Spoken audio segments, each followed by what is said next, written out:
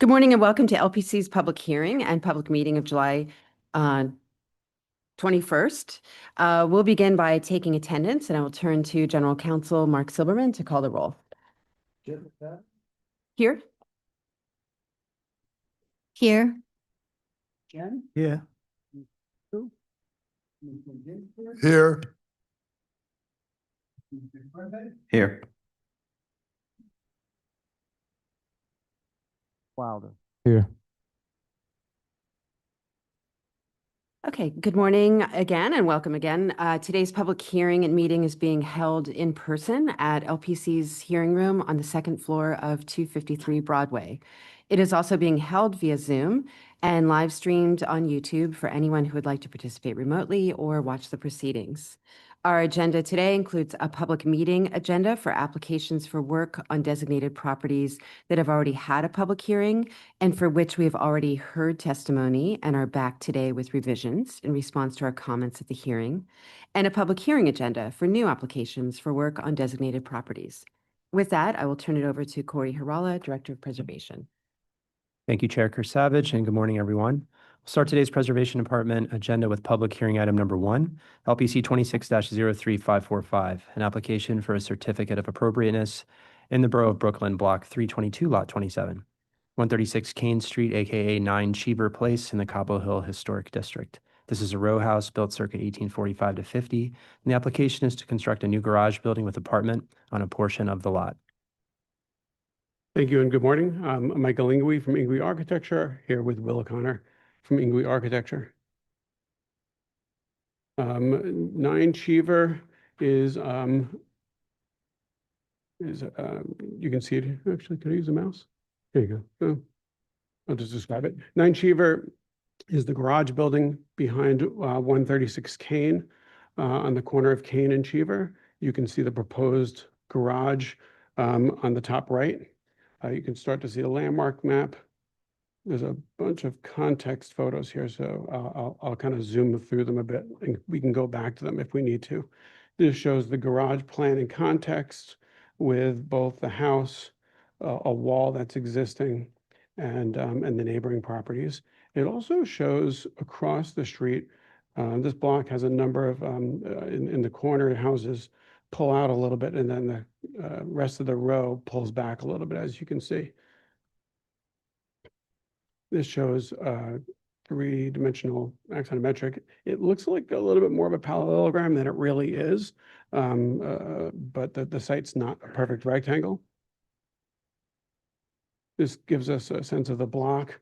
You can see the townhouses all the way to the right on our side are taller on the right. Then there's a row of 1, 2, 3, 4, 5, 6 that are a little lower. Then you've got our corner house with the garage building. You can see the existing wall with a proposed black gate. Just some more context photos of the block. This is the building across the street on the corner with a setback. Just some more block context photos.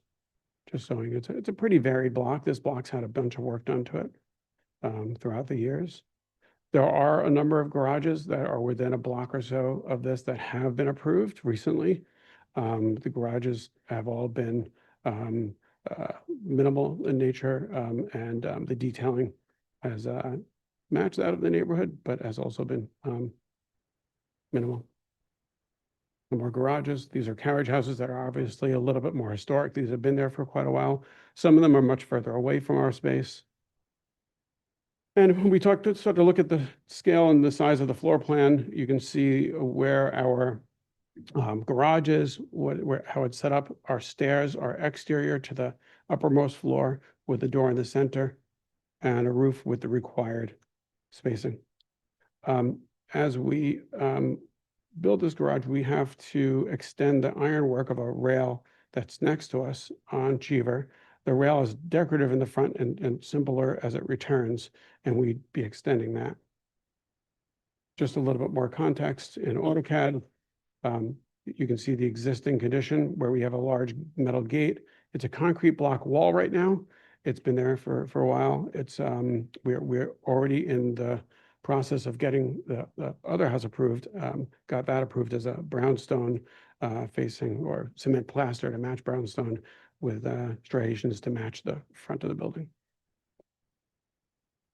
Starting to look at what we've done. I should have said it in the plan, I'll say it here, and we can talk about it a little bit. What we've done, we actually met with the community board and with the neighbors once before. This garage was further out. It aligned with the wall. We have since pulled it back a few feet to align it with the house. And so now it aligns with our building versus the wall. You can also see that the building aligns with the addition that we have on the rear of the house. Some renderings showing kind of the relationships with everything. There'll be black aluminum clad windows and doors. The detailing and the mullions to match the building that was approved on the corner. We've got a brick sample there. We have already found that brick. We're already using the brick. The brick's already installed in multiple locations on the main project. And then just giving you some sections of kind of, we kept the height to a minimum where we could. The stairs, everything's pretty tight, and just some detailing. Detailing of the garage doors. They are roll-up doors, but we've done this on a few carriage houses. They look really good. They look like they could be carriage doors, but they're roll-up doors. And these are typical double hung windows. Thank you. Great. Commissioners, do we have any questions? Commissioner Ginsburg. Yeah. The exterior stair, excuse me. By experiences, the building department is going to want a canopy over that. Have you reviewed that with them? We gotten approved for this. We actually, this has been through a few iterations. This was a deeper garage, and the stair was on the inside, but then the community definitely wanted it pulled back. So we pulled it back a few feet, had to go to the outside. We originally, when I say originally, it was like a week ago. We just switched this out, had that stair all the way to the back of the house, and we had the left window was the door.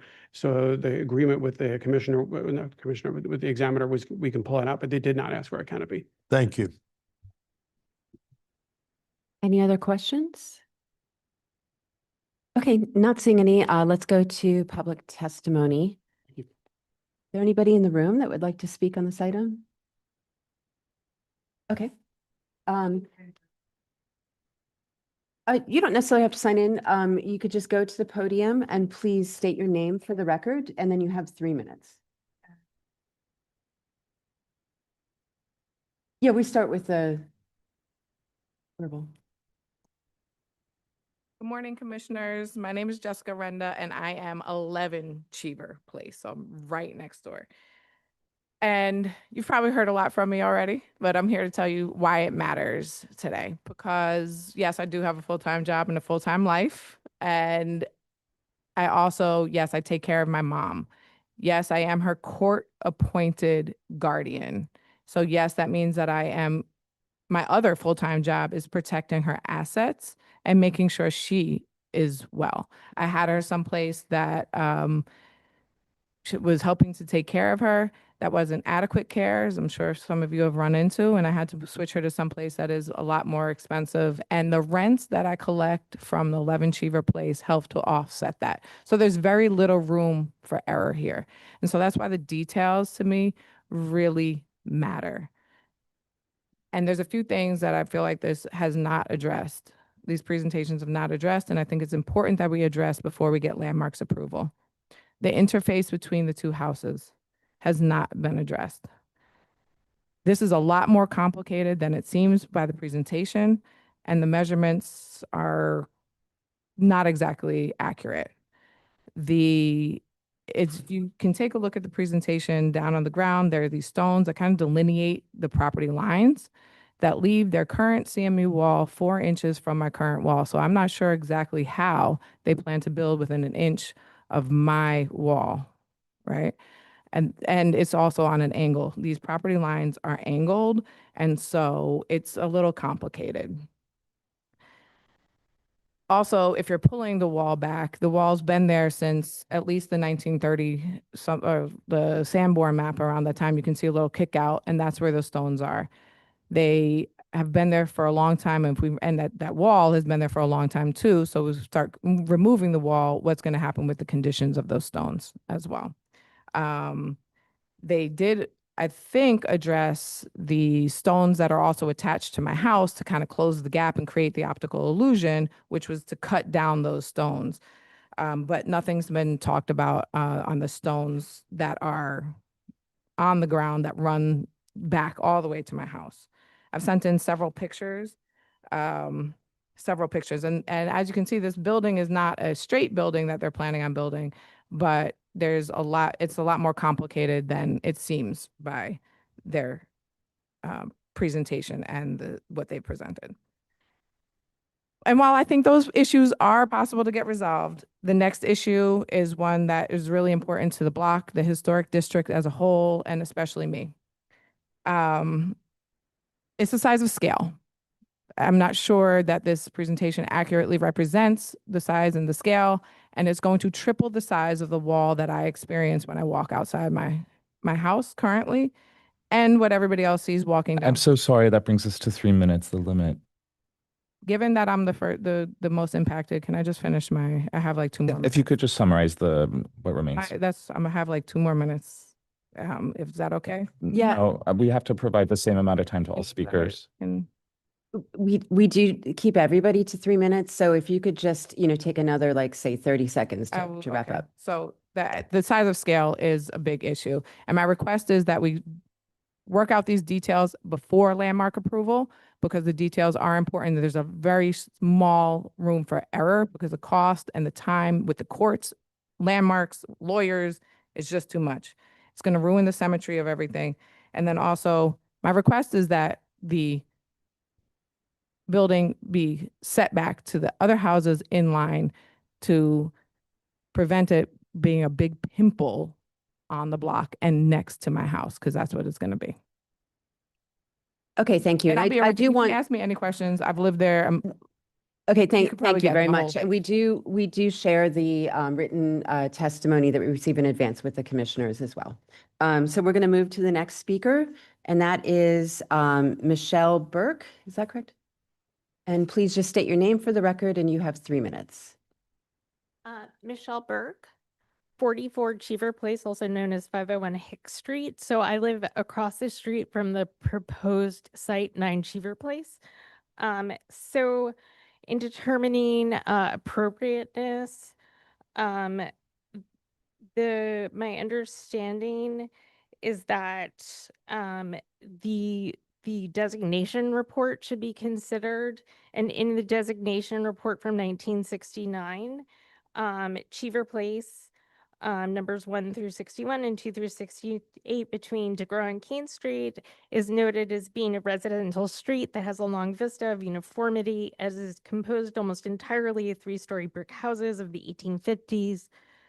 Built in short rows, the human quality and charm of the street are derived from this uniform low height, from the simple, straightforward expression of the houses, and also from the abundance of arched Italianate ironwork. A feeling of openness is added by the garden near the north end and by empty lots near the middle. There's a pair of very early apartment houses in the southern portion of the east side.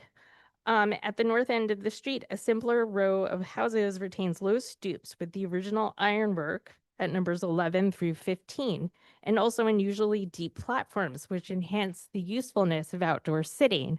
Now, based on the language contained within the historical designation report, I would contend that erecting a faux carriage house in a site in which there's never been a structure would automatically undermine the contents of the designation report itself and would take away from the distinct character of this single block. And I don't think that this should come as a surprise to the property owners or the architects or anyone here within the room, and that it would take away from the setbacks and the enjoyment of the properties of the property owners in sites 11 through 15, which have uniformly setback yards with the wrought ironwork so described that's also depicted in these photographs. And so I would suggest that, based upon the contents of the report itself, that there should be concern for this proposed structure, because if there is no adherence to the contents of the historical designation report, then how are we supposed to preserve the historic landmark district if the contents of the report are completely disregarded? And so I don't see how this structure can go up.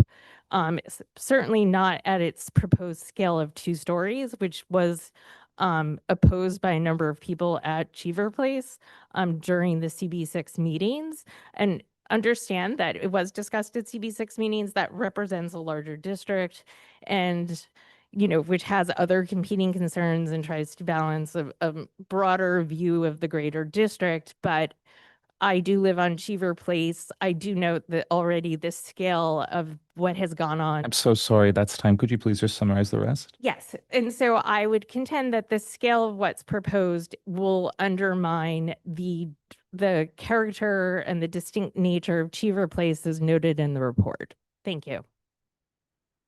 Okay, thank you. You can. Is there anybody else that would like to speak on this item in the room? Okay, if not, let's move to Zoom. To Elizabeth Lee, who can see if there's anybody on Zoom that would like to testify. Those joining via Zoom who wish to speak, please use the raise hand function. You'll be promoted to panelist, after which we ask you to unmute, state your name for the record, and you'll have 3 minutes to speak. The first speaker will be Katie Dunn.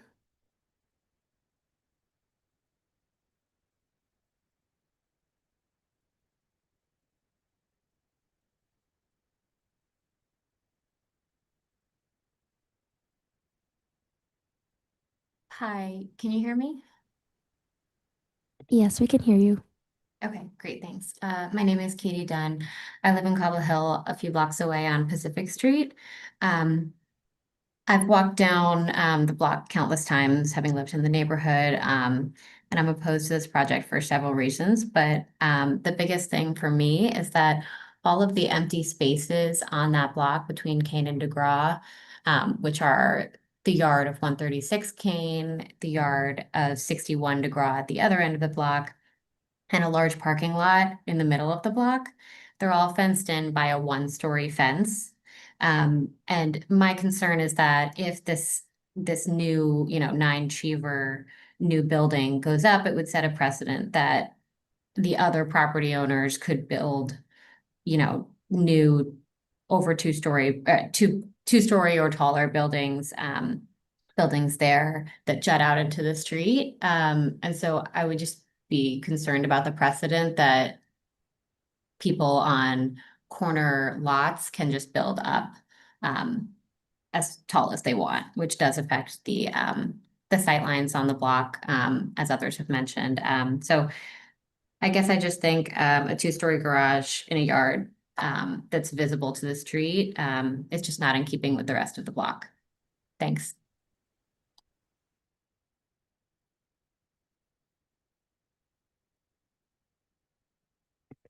The next speaker will be the user Eibler.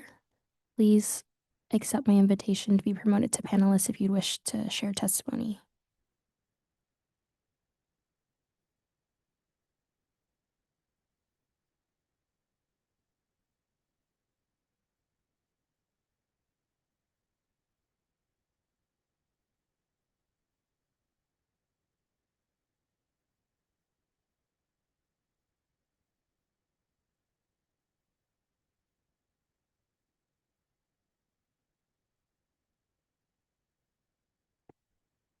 You may unmute and begin your testimony.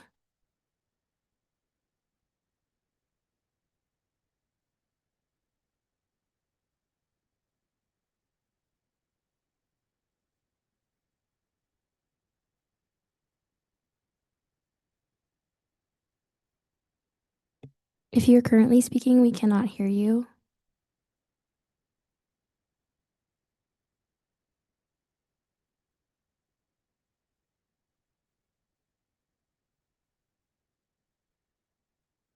Okay, we're going to have to move forward to the next individual.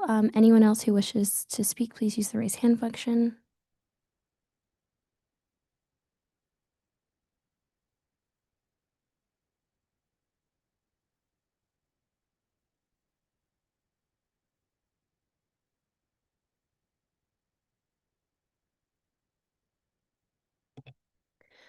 The next speaker will be Tom Fry.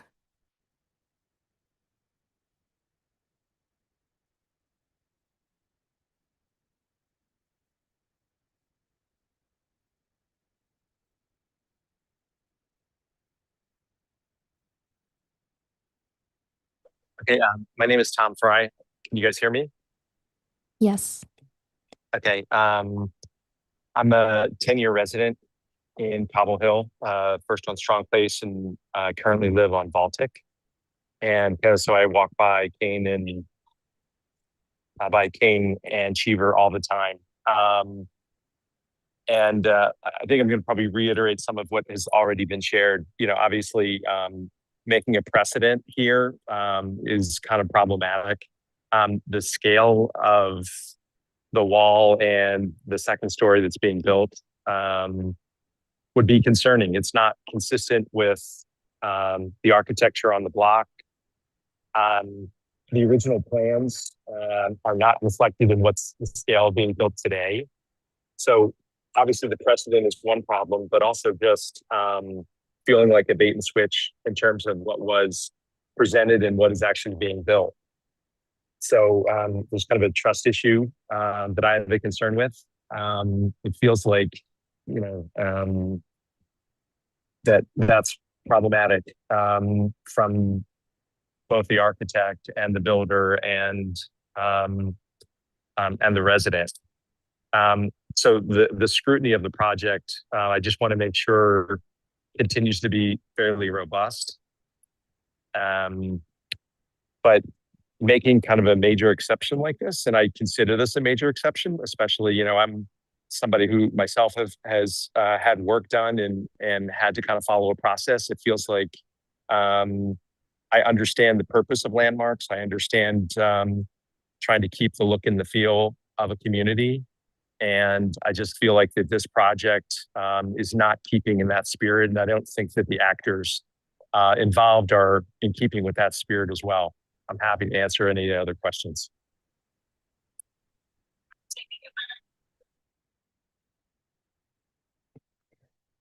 Anyone else who wishes to speak, please use the raise hand function. Seeing none, I'll note for the record that Brooklyn Community Board 6 recommends approval.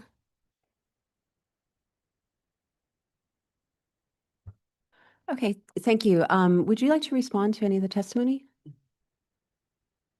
So we went in front of the community board once before, and before a vote voluntarily pulled it off. The wall that you can see here in the top left photo is about 8 feet tall. It comes out further than where we're proposing the garage right now. We had the garage aligning with that wall, which would definitely have been our client's preference.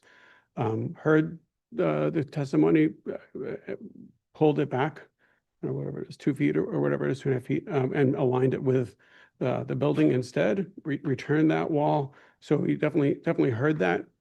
We have checked the dimensions, so obviously we would check those again. The building department won't let us build something that we're not allowed to build anyway. We would never get it signed off. So the last testimony is curious. In regards to the connection with the neighboring building, we've been talking with the neighbor for quite a while. There are attorneys involved and they'll help everybody else go, but we have an engineer. They have an engineer, they can work that out. We have details for how we have in the past connected to brick buildings. We have one for this. We know how to do this. I think the engineers can work that out. I'm not in control of the timing of when they work that out. I wish I was. But my recommendation is the 2 engineers work it out. And I'm happy to go into the details of how I would work that out now, but I just don't want to spend too much of your time if you don't need it. Okay, commissioners, do you have any additional questions? Okay, not seeing any questions. Oh, sorry. Oh, Commissioner Chen, I apologize. Could you just go over a little bit of the history of the rationale, how you derive at the overall design layout and the logic behind it? Yeah, so right now, there have been a number of iterations on this. It originally started where we were aligning with the existing concrete block wall, which will now be brown, tinted cement plaster. And we have always been aligning it with the top of the parapet of the addition that we got approved to create some similarity there. We've tried to keep the detailing minimal. There is detailing at the top of our house that matches a similar building that is also 2 stories. And we've tried to keep the detailing of the windows and doors to be similar to what we already got approved in the main building. We've since then, after meeting with the community board, pulled it back. The stair was inside. It doesn't fit inside anymore. Not with a car. And so the stair got pulled out, just a little bit more of the iteration, which I talked about very quickly before, but it was our original intent to have the door to the back of that property line on the left window. The building department has requested that we put the entry away from that property line in the center. And so it kind of gives you the full iteration. In terms of height, and not only does the building match the parapet, but it also provides some pretty minimal heights. We're not talking 9 or 10 foot ceilings. So we're providing pretty simple heights, minimal work with regards to the insulation that's required by the building department. So we've tried to keep it as minimal as we can.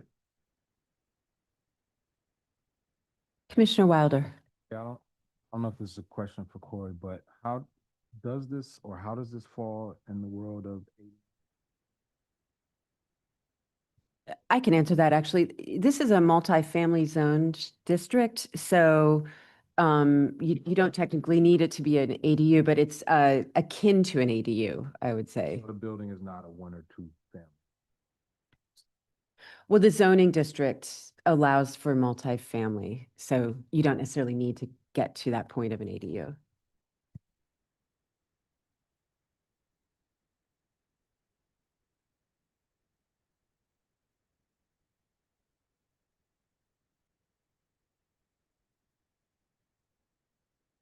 There's a small kitchenette.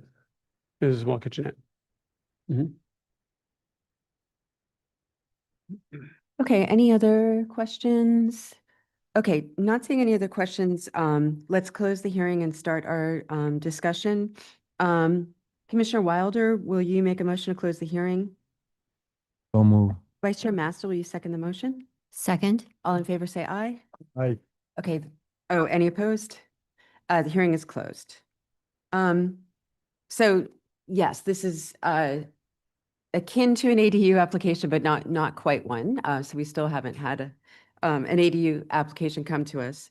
And I would just note that this is an unusual block in that you do have the long sight lines, but you don't have the continuous street frontage that you would typically see. So, in terms of the planar relationship of the buildings, including the historic buildings, it's a historic condition, garage buildings, gardens, there's a parking lot. So there is some in and out on this building that's a little bit atypical to the row house blocks that we typically see.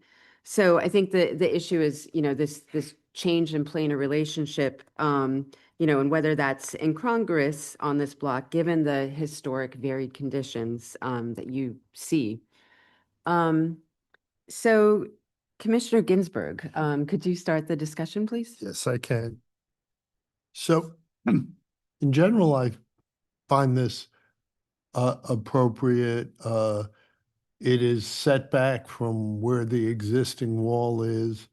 It is simple in design, but designed in a way that fits in with the adjacent building, lines up with the adjacent building, both in street wall location and height. And I'd ask staff, as they do the full technical review, to look at just how the interface between it and the adjacent building is just made sure it's been resolved. And it sounds like both buildings have lawyers who are trying to resolve that. But it seems to me to be a reasonable and appropriate solution. And given the lack of, I'm going to say evenness, but alignment of all the buildings down the block, this seems to be a fine location, and the community board supported it after the applicant set it back a bit to align with their adjacent building. Vice Chair Master.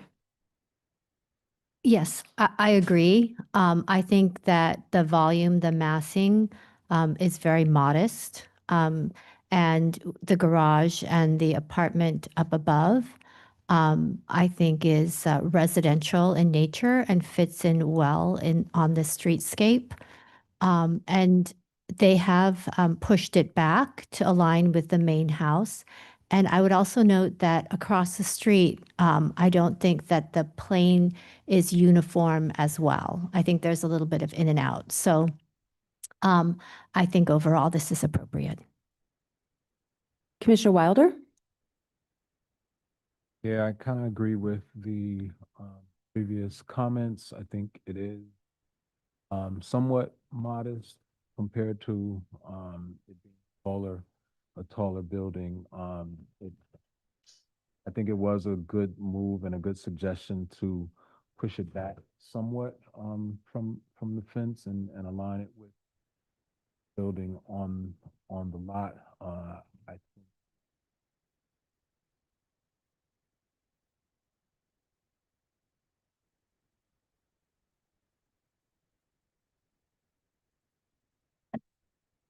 Commissioner Goldblum.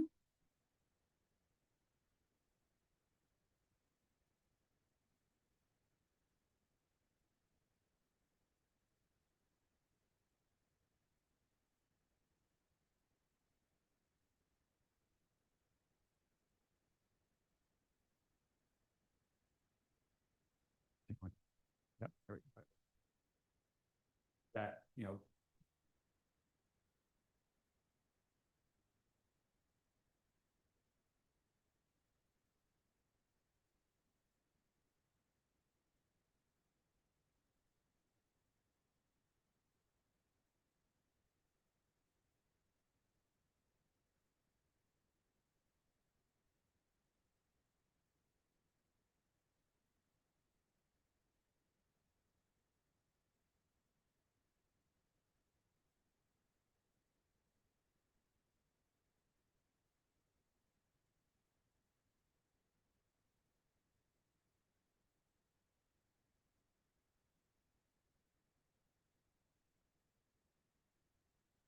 Commissioner Chen.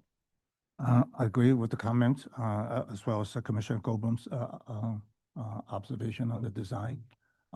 I find that this is actually, the reverse would have made this even worse, because I don't think from design point of view, given the context, if we were to set back this projection in the front, you will actually make it a much more monotonous, and the articulation, I think, work well. It's a modest, simple, clean, clear, low in scale design, so I can find that appropriate. And Commissioner Quimby. Yes. First, I'd like to note that there is a lot of variation within the block, not only within style, somewhat in material, also within height, and then also within plane.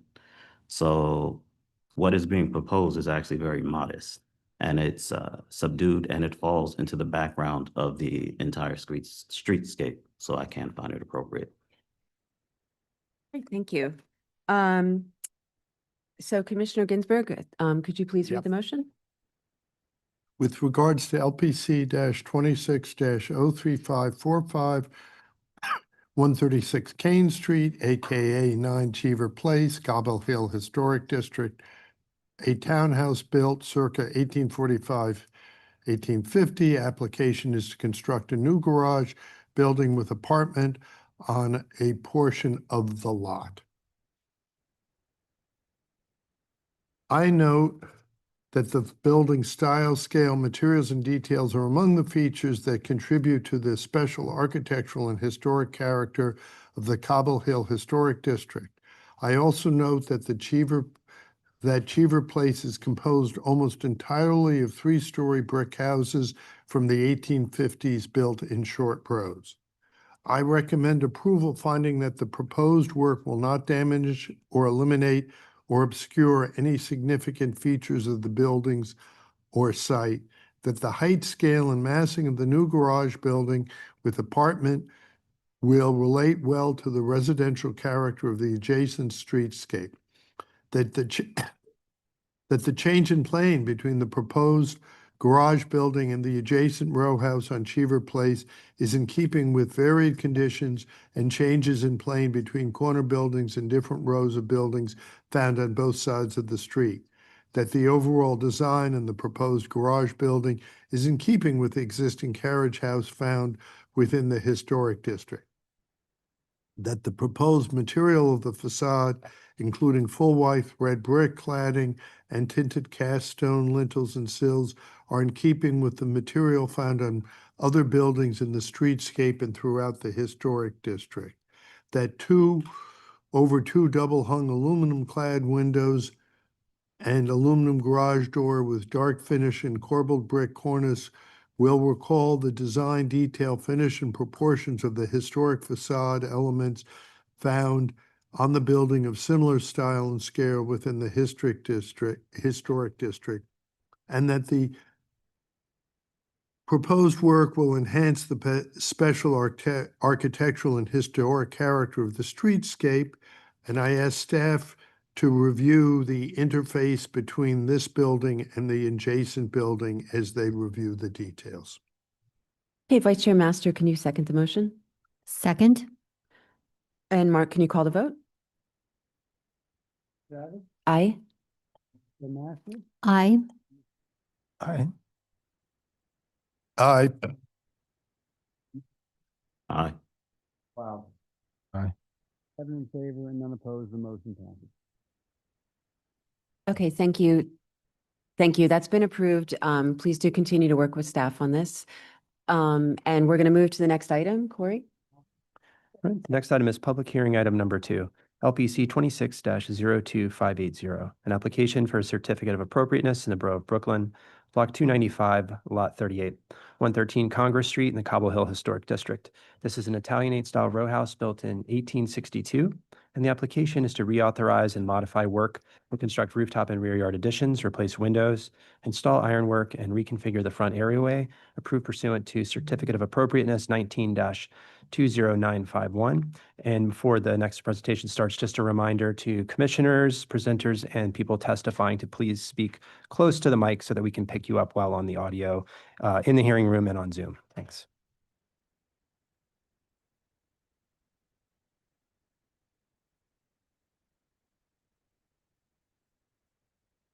I'm sorry, please start your Great, presentation. wonderful. Good morning, Commissioners. I'm Julie Rosen from Higgins, Quays, Barth and Partners. We're the preservation consultants on this project.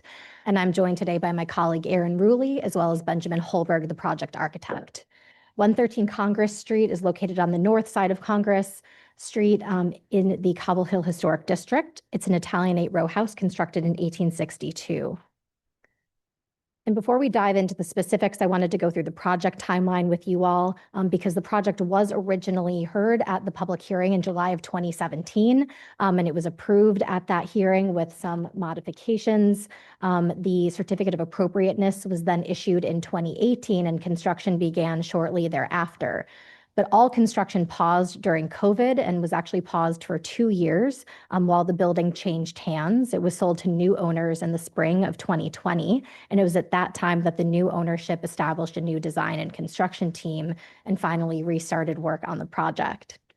In 2023, staff approved an extension to the C of A, and that extension expired in January of 2025, and we are now here today seeking a reinstatement of that certificate of appropriateness permit so that work may continue, so that the new owners can finally move into their house. And there are also a handful of design changes that we'll be reviewing with you today, and we'll go through those shortly. So to look at a couple of historic photographs of the building, these are 2 views from the 1940s and 50s, which show the historic condition of 113 Congress, which you can see with the arrow. It was constructed originally as one of a pair with 115 here to the right. And these historic photos have informed the original details that were present at the building, which will be incorporated into a repair and restoration scope. So going through some existing conditions, starting here with the front elevation. As you can see, there is deteriorated brownstone throughout the base of the building, as well as stripped lintels at the upper floors. The brick and pointing mortar are in relatively good condition, but the wood cornice is rotting. And all of these elements will be repaired and restored as part of the project. The existing non-historic windows have also been removed, and those will be replaced with the new wood windows matching the historic. A new wood front door has also been installed. In the rear of the building, the brick-clad extension and railings, which were approved as part of the prior C of A, those have all been constructed. We have details in a bit of what's happening on the roof, so I won't go into detail there, but we can see the building on the lower right here within the context of the rest of the block. And I do want to point out what you're seeing here. This is actually the rear wall of the adjacent apartment building, which is located outside the historic district. But so there is a true kind of termination point here at the west end of the rear yard. We're now on the roof, so the rooftop addition volume has been constructed. We're standing on the adjacent roof here. We're looking to the west at the rooftop addition here, and then we're looking at the street facing south elevation here. We're now looking at the top two floors of the rear facade here. The existing brick wall is covered with a cementitious coating currently. As part of the project, the brick will be repaired as required and a new breathable coating will be installed on the elevation matching the existing color. And then as you can see at the right here, a new roofing membrane has been installed on the roof of the house and a new mechanical unit on dunnage has also been installed. We'll go through the list of approved scopes so you all can have a foundation for what the original approval included. At the front elevation, there was a front areaway redesign with a new railing that matched the historic design. At the parlor floor, these two windows received new French doors with Juliet balconies with a railing design also matching the historic areaway fence. And then at the roof of the building, construction of a one-story addition with a railing on top. At the rear elevation, we see that addition again. The original project also included the installation of a new railing at the roof of the row house, as well as mechanical screen, the replacement of the windows at the second and third floors, an enlargement of the window at the second floor to provide access to the terrace, and then construction of a new two-story rear addition at the basement and parlor floors. And when the commissioners originally approved the project, they required that the extension of the parlor floor be set back to align with the existing extension, which also aligned with the adjacent building at 115. But the commissioners were comfortable with the basement level extending out as proposed. The project will be completed per the original approval with 5 specific modifications. Benjamin will be taking you through the specifics of those, but we've highlighted them here. At the rooftop addition, we're proposing an update to the cladding and railing materials, and also a slight modification to the slope of the front roof. At the rear addition, we are proposing modification of the basement level extension into the rear yard and also updating the parapet material at the second floor. And at the rear roof, there is an update to the specified MEP unit and screening that is required around that unit. In addition, staff will be reviewing restorative work at the front and rear facades. This includes masonry repairs, new wood windows, as I mentioned, and also replacement of the stoop railing to match the historic cast iron railing that was once there. And there are also minor updates to the areaway design that staff will be reviewing as well. And with that, I'll hand it over to Benjamin to take you through the design proposal. Hello, I'm Benjamin Holberg, Principal of Holberg Architecture. We will walk you through the drawings. We'll show you the pre-work condition and the approved condition. To the left is the pre-work front elevation and the approved front elevation on the right. We see the approved front elevation on the left. We'll note the wrought iron railing in black, the standing seam slope roof in gray, and a stucco wall finish in gray. To the right, the proposed front elevation. We're noting a revision in material to a glass railing with a dark bronze rail, a flat roof with ballast and pavers, anodized aluminum wall finish in the copper color, and we're showing the restored facade with new windows, as previously mentioned. Moving to the rear, on the left we have our pre-work condition, and the right we are showing our approved rear elevation. In this slide, we can see our approved rear elevation on the left. We're noting the wrought iron railing in black, the stucco wall finish in a gray, and the second floor brick parapet wall with an 18-inch wrought iron railing. In the proposed elevation, we see the glass railing with a dark bronze rail, the anodized aluminum wall finish in a copper color, perforated anodized aluminum mechanical screen finished in the same copper. This is to align with the top of the mechanical unit, screening the mechanical unit as consistent with zoning resolution 2652. This will be 2 foot lower than the roof addition and set back from the rear facade approximately 13 inches. The condensing unit increased approximately 16 inches in height from the originally approved, or the condensing unit in the originally approved drawings. And this condensing unit needs to be sitting on at least a 2 foot high dunnage to allow for performance and maintenance. We're also showing a second floor brick parapet wall with a brick railing, and the windows have all been simplified on the rear facade. Here, we're showing the building section in the pre-work condition and the approved section. Please note the approved step massing at the parlor floor here towards the rear. Here, just highlighting the approved step massing towards the rear on the approved section. In our proposed section, we can see the location of the previously mentioned rooftop material update. The sloped roof changed to a flat roof with no impact on visibility. An increase at the projection at the rear of 26-inch. What was constructed is 26 inches beyond what was approved. And here we can also see the brick parapet on the second floor terrace. Here's an example of the panel system that we're proposing with a full-size mock-up on site and the proposed dark bronze railing and black aluminum shoe for the glass railing at the roof addition. Thank you. I'll hand this back over to Julie. So looking, kind of pulling back out, looking at the block context now, you can see that the historic district boundary line runs diagonally through the block. So 113 Congress in that rear yard aligns with the outer extent of the historic district. And immediately to the west here is that new apartment building with the rear wall that I pointed out earlier. There is variety in the rear of the other houses on the block, and we can see this in the plan where we've highlighted the houses with the varying rear additions, and we can also see it in this lower left photo where we see 113 Congress in the foreground with the adjacent houses. The adjacent houses have both 2- and 3-story extensions, and they extend different depths into the rear yard, and they create a very varied context in the rear yard.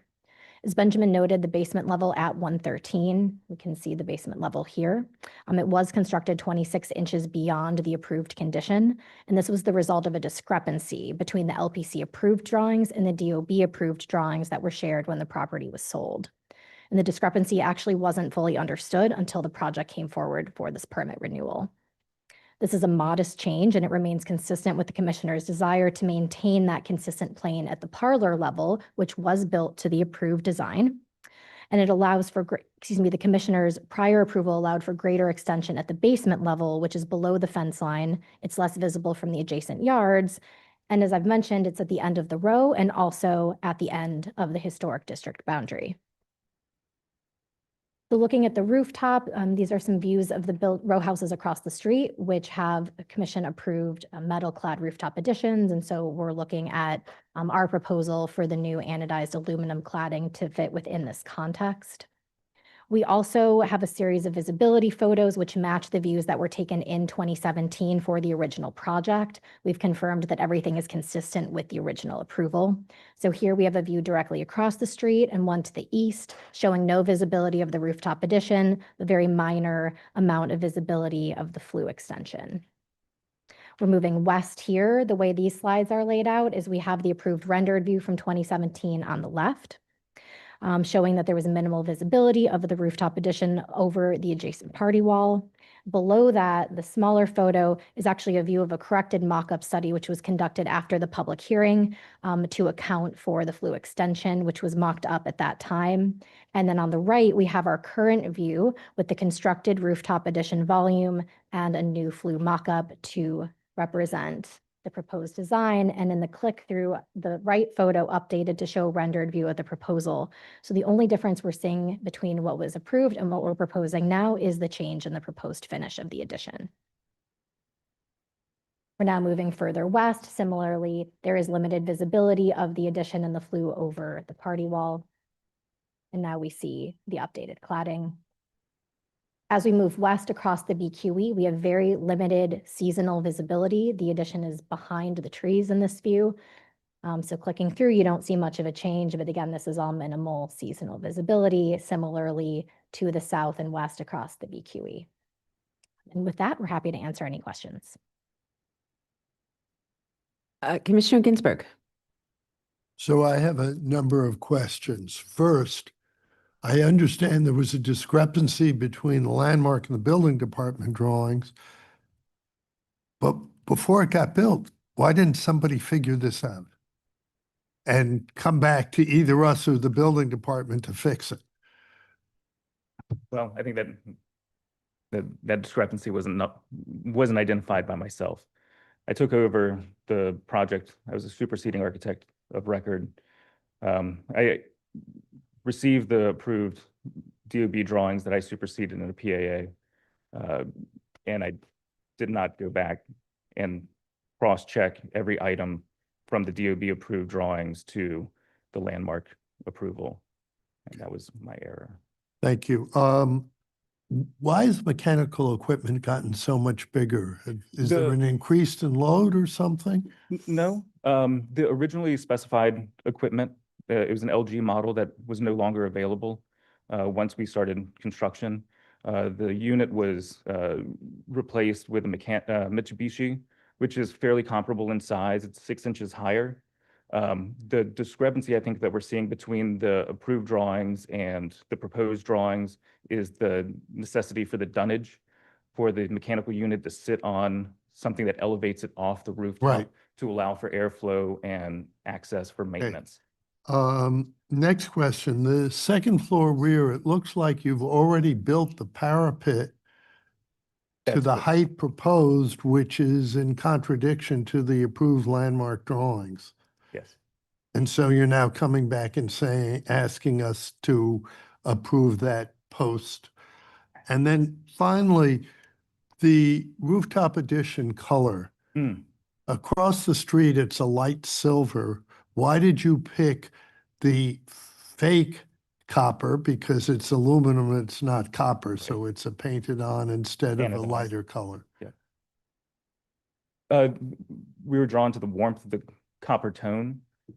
They'll be experiencing that space on a regular basis. And we enjoyed the feel of the copper anodized color as opposed to the gray of what was originally proposed in the stucco or the metal cladding that is across the street. So it's a design preference. Thank you. Commissioner Goldblum.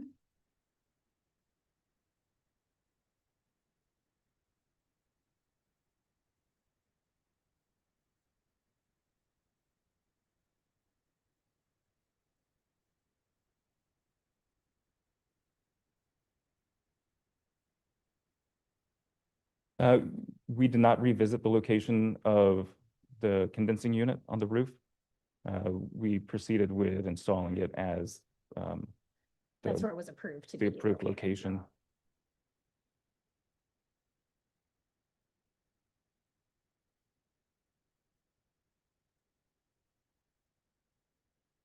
This is a client design preference. They would like, they prefer the glass rail, the aesthetic of the glass rail at the roof. I think it also has a little less volume for the roof addition, in my opinion. But it's a design preference. None of the railings will be visible from public thoroughfares. Okay, any other questions? May I also just make a quick clarification regarding the mechanical? I did want to just note for the commissioners that the mechanical screening, as Benjamin mentioned, it does align with the top of the mechanical unit. We did reduce the height of the screening by 2 feet following staff comments that was made at the end of last week. So what we are presenting to you today is a reduced height, which is the minimum height necessary for the screen. Thank you. Okay, thank you. Let's go ahead and move to testimony. Is there anybody in the room that would like to testify on this item? Okay, not seeing anybody. Let's move to Elizabeth Lee for testimony on Zoom.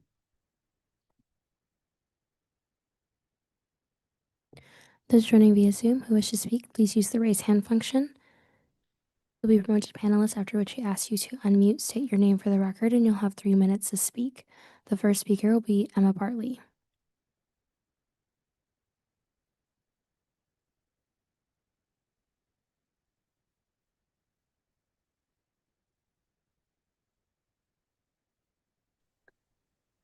Good morning, this is Emma Bartley speaking on behalf of the Historic Districts Council. HDC does not object to the reauthorization of previously approved work. We did question the proposed modification to substitute the approved open wrought iron rooftop railing with an all-glass railing. Our review committee notes that glass railings can often read as more visually solid and conspicuous than open metal railings, particularly when they catch the light. HDC was thus concerned that this modification could make the rooftop addition more prominent. Thank you.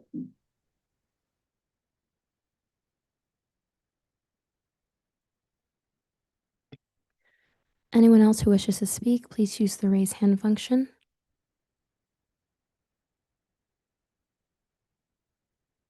Seeing none, I'll note for the record that Brooklyn Community Board 6 recommends approval on the condition the mechanical enclosure is reduced. As mentioned, the second floor rear terrace is the originally approved cast iron railing design, that the glass railing on the main roof is replaced with the original cast iron, and that low iron glass on the upper roof is installed. Okay, thank you. Would you like to respond to any of the testimony? Yes, please. Thank you. I'd just like to clarify in response to the HDC testimony that the railings at the rooftop addition and the rear roof will not be visible. And also to just clarify that the parapet wall has been constructed, and the original approval was a mix of a brick parapet wall with a low wrought iron railing. Thank you. Thank you. Any final questions? Okay, not seeing any. Let's go ahead and close the hearing. Commissioner Wilder, will you make a motion to close the hearing? I'll move. Commissioner Goldblum, will you second?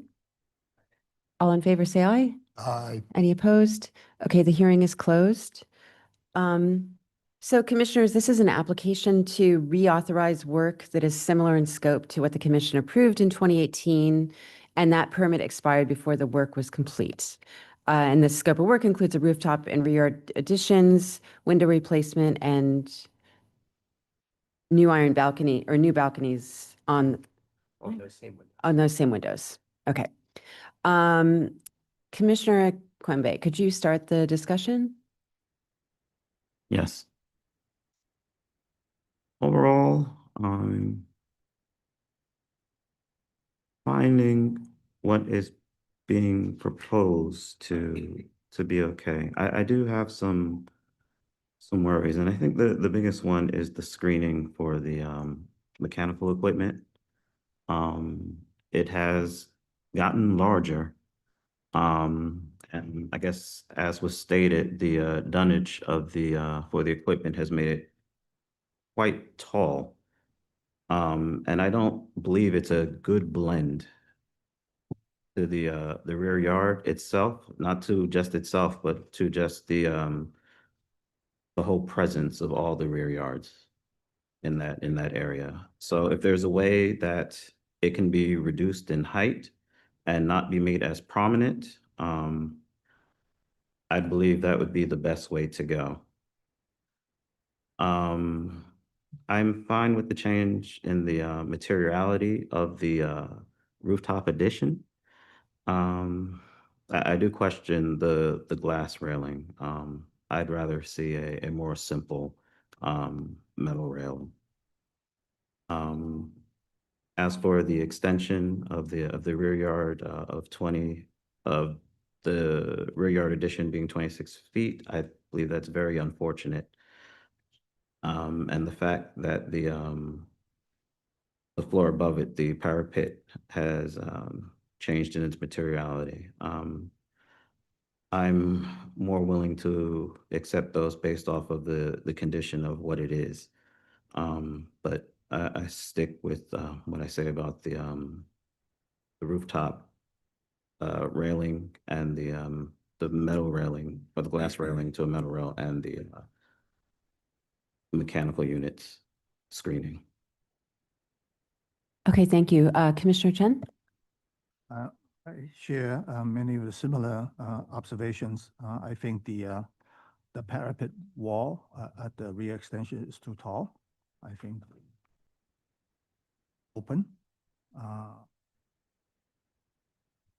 height and of the mechanical equipment at the top,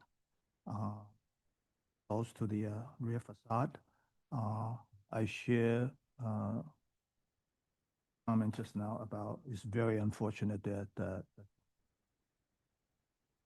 at the rear, but I think given the context of the apartment, I can reluctantly see if the party wants to let it go. Commissioner Goldblum?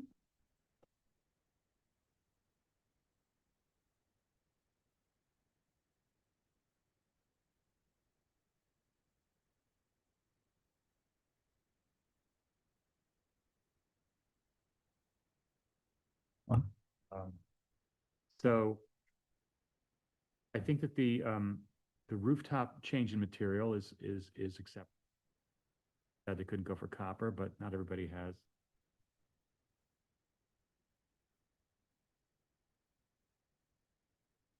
Better than the silver. I think that it's rare that we get a second bite at the apple, so to speak, for a project like this, and we see this kind of in process, and gives us a chance to look at actions. And I think looking at the photos of the rear here, there's no question in my mind that the AC is a problem. And it may be because of the height of it, or it may be because originally, I don't know. But I think that the applicant could work with staff to explore whether a different location for this already purchased unit might result in less visibility. I think the goal should be that it's less photos in the rear.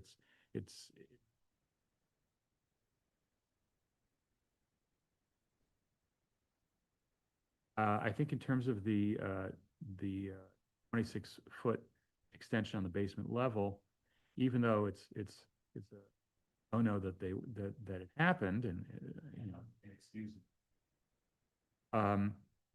I think that that's the kind of thing that I would have voted to approve. I think it happens at the basement level, where it's kind of, brownstone blocks tend to have a lot of variation down low at ground level, and the variation diminishes as you get higher. And that's also been the nature of how we approve rear yard additions, where we try to preserve the top and get less preservationist as we go down. So I think that the 26-foot basement is acceptable to me. I think that the parapet enclosure, however, is a case where I think that the existing conditions should not be retained. I think if it were up to me, I'd lower. It's interesting that the applicant, the client, wants the most transparent railings, but yet wants to raise the parapet on the second floor.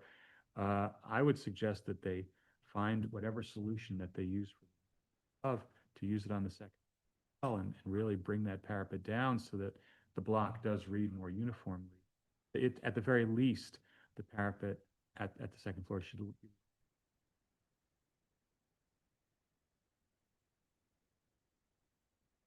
I think in terms of the glass railing, I agree with Erasmus and others. Glass railings do look more opaque than or in an elevation. I would suggest we've seen a lot of success with people using the material as a railing if they want something that's relative. Or there are lots of wonderful solutions.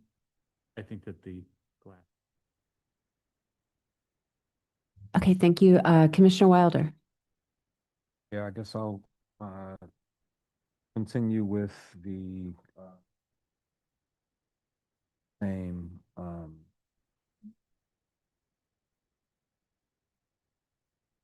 appropriate or ideal.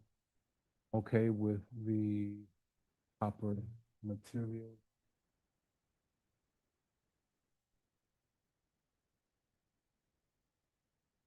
Located, they just seem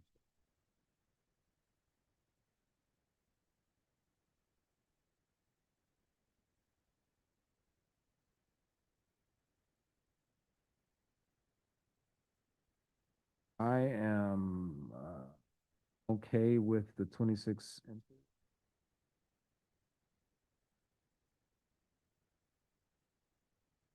Fortunate that it happened, but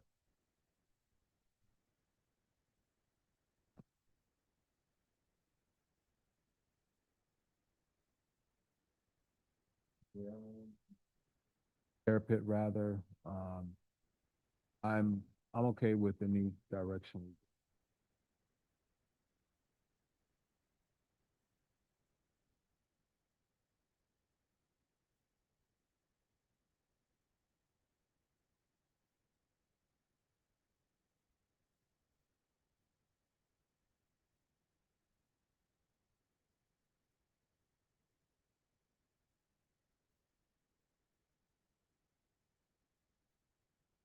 Vice Chair Master. Yeah, in general, I agree with a lot of the other commissioners. On the basement level, I think the extra 26 inches is something that we probably could have approved initially, so I'm fine with that. The material, the copper-like cladding on the rooftop addition is fine. I agree that the HVAC, they should work with staff to see if you can do something to reduce the visibility. And in terms of the parapet wall, I also like the original approval. So if you can lower it and put railings on it, I think that would be preferable. Just want to jump in for just 1 second on the topic of visibility when it comes to things that are not visible from the public way, but are really only visible from within the donut. And I think that term's been used several times here for things that are definitely not visible from the public way, but are, perhaps seen by neighbors that live on other houses looking onto the green space. So I think our general standard and the staff rules allow a great many things when they're not visible from the public way or a public thoroughfare. And that would apply to things like the glass railings here up on the upper roof and some of these other things as well. But understanding the suggestions around the HVAC, I just wanted to kind of point out when the commission reviews, especially cumulative effect with rooftop additions, rear yard and rooftop, you do get to look at everything, the design, the materials, even when it's not seen from a public thoroughfare. And in this case, the HVAC is bigger than what the commission looked at last time. You can see in that elevation, it was intended to be much shorter, kind of a stockade fence behind a railing. Now it is more solid. It's, I think, right on top of the rear facade. It's taller, so it's different. And I agree. Many of you have said you probably would have called that out the first time had you seen it that way. So it is a change, and I think it's fair to review that and potentially ask for changes. But I'm just kind of pointing out there, I think it shouldn't be about the visibility. It's more about that perhaps it's this volume that extrudes right up on top of the rear facade and has more of the feel of the rooftop addition itself. So just when you're thinking about comments, you should take that into consideration. Okay, Commissioner Ginsburg. So I'll start with that. I first want to repeat what I'm saying fairly frequently. I think the screening requirement in the zoning resolution is a mistake. It makes bigger, more massive, and we should be talking to city planning about changing it. With that said, we have seen other mechanical that isn't this tall, either smaller units spread out on more of the roof or a different location. So I would want the applicant to review with staff to show there is no other solution if this is the only solution, but hopefully there is a better solution. I agree that the glass should be the original metal picket or something similar, which from our perspective is less visible. And I would cut down the second floor parapet and have it look more like what was approved previously. Given that there's been a switch in applicants, et cetera, the 26 inches was somewhat caused by the previous applicant. And as others have noted, we would probably have approved that, so I can accept that. And although I would probably do another color, I can accept the color of the rooftop addition. And again, as Commissioner Goldblum noted, the front restoration looks like it's going to be really nice. Okay, thank you. So I think that we can move to a motion. I think we want to add that changing the material of the glass to the metal, something that was metal, more in keeping with the original approval, and to work with staff. In the matter of LPC 26-02-580-113 Congress Street, Common Hill Historic District, an Italianate-style row house built in 1862. This application is to reauthorize and modify work to construct rooftop and rear yard additions, replace windows, install ironwork, and reconfigure the front areaway approved pursuant to Certificate of Appropriateness 19-20951. I recommend approval with modifications, finding that the work did not and will not damage or eliminate any significant architectural features, that the proposed French doors at the parlor level will match the historic windows in terms of configuration, material, and finish, and that the casement operation of the windows in the presence of the decorative iron Juliet balconies will be in keeping with the parlor windows found on other buildings of this age, type, and style, that the rear yard addition is not visible from a public thoroughfare, that the rooftop addition is only partially and obliquely visible from limited vantage points on Congress Streets, Hicks Street, and Columbia Street, that the second floor of the rear yard addition was built flush with the neighboring row of rear yard additions and due to its location at the end of the block abutting a newly constructed large building. The modest projection of the ground floor of the addition beyond the adjacent additions will not diminish the central green space. That the materials of the finish of the brick-clad rear yard addition and metal-clad rooftop addition harmonize with the materials palettes of the building and other buildings in the block. That the proposed work will maintain the scale and character of the building as an individual row house, and that the work does not and will not detract from the special historic and architectural character of the streetscape and the Cobble Hill Historic District. However, I note that the solid parapet at the rear yard addition facing the central green space lacks openness that is characteristic of most rear yard additions in the row, and that the size of the height of the mechanical equipment and screening set very close to the rear yard read as an expansion of the rooftop addition closer than what is typically permitted. Therefore, I recommend that the rear yard parapet be lowered and a railing instead consistent with the original commission approval, and that the mechanical equipment and screening be reduced in height and set back from the rear yard facade or relocated in consultation with the staff. I also note that the glass railing at top of the rooftop addition be relooked at with staff as potentially a simplified metal railing. Commissioner Chen, can you second the motion? Okay, and John, can you please call the vote?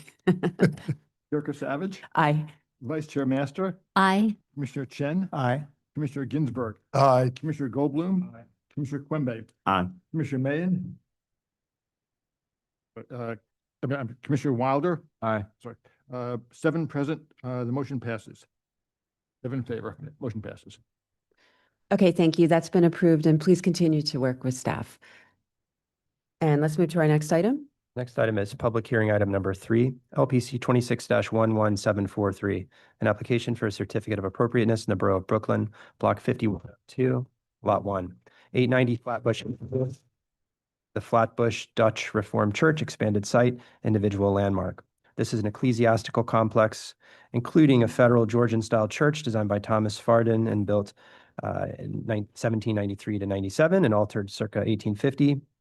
That's the Flatbush Dutch Reformed Church, an associated 17th century cemetery, and a neo-Georgian style church parish hall built in 1922 to 24 and designed by Hans C. Meyer and Joseph Matthew, all part of the Flatbush Dutch Reformed Church expanded site. And finally, a Greek Revival and Italianate style church parsonage built in 1853. That's the Flatbush Dutch Reformed Church parsonage individual landmark. The application is to install security cameras and legalize the installation of related poles installed without Landmarks Preservation Commission permits. Good morning, Commissioners. I'm Roberto Ciliberto, LPC staff. The project I'm presenting today is for the work on the side of 2 individual landmarks, the Flatbush Dutch Reformed Church expanded side, which includes the Federal Georgian-style church and a Neo-Georgian-style parish hall and a graveyard, and the Flatbush Dutch Reformed Church parsonage on an adjacent lot. The area is in Flatbush, in between Flatbush Avenue, East 21st Street, and Church Avenue. The site has been affected by several breaks-in, including resulting in the damaging of tombstone and looting, and the applicants are now requesting to increase their security system. The application is to legalize 10 metal poles installed without permits in 2022 to cover the entire perimeter of the area, with security cameras attached on them. I'll briefly show each one starting from Kenmore Avenue at the south portion of the site and going clockwise around the perimeter. The first one is in front of the parsonage at Kenmore Avenue. The applicant proposes to replace the existing camera with 1 camera on each side. The second one is at the corner of Kenmore Avenue and 21st Street. No new camera is proposed at this location. The third one is at the side of the parsonage at 21st Street. 2 new cameras are proposed at this location. The fourth one is along the metal fence on 21st Street. The existing camera will be replaced with a new one. The fifth pole is the corner of 21st Street and Flatbush Avenue. The proposal is to install an extended arm above the pole towards a pending camera. The specific camera, proposed only on 2 locations, allows 360-degree coverage and an additional camera with a rotating base to follow movements. The sixth pole is along Flatbush Avenue. 2 new cameras proposed here to replace the existing. The seventh pole is at the side of the church on Flatbush Avenue. 1 new camera is being proposed here. The eighth pole is at the corner of Flatbush Avenue and Church Avenue. 1 new camera is proposed.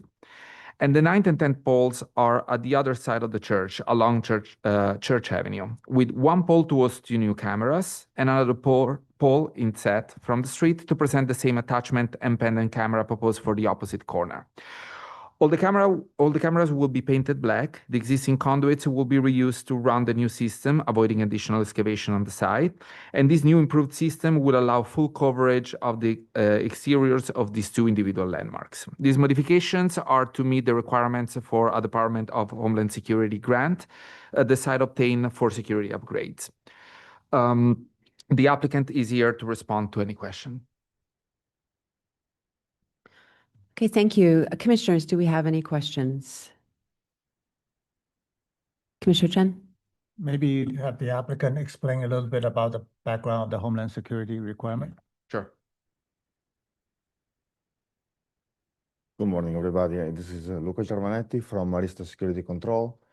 The reason why we had to replace those cameras because those were installed just like the pole without following proper guidelines. The existing cameras are from a non-approved manufacturer, so they can't be used for the security grant.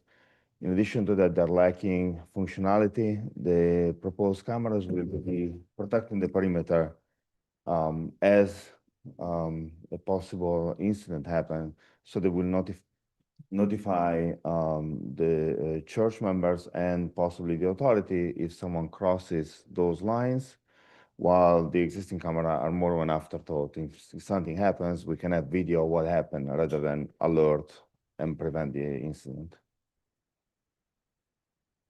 Commissioner Goldblum? Do you have any photographs of these poles up against or how you would see them next to the actual building? Most of the shots were kind of just of the pole. Since this one's is good. one against the building for sure, most of these poles are around the perimeter of the fence. So there are these guys with trees and greenery. So that's why there are not a lot of picture to show that. There is another one next to we can see the most of them when seeing in context with the site, they are actually not really against buildings. This one is one that is against the building, as we can see them. And this one as well. Okay. And as you can see from the aerial view, most of the poles are not in proximity with buildings.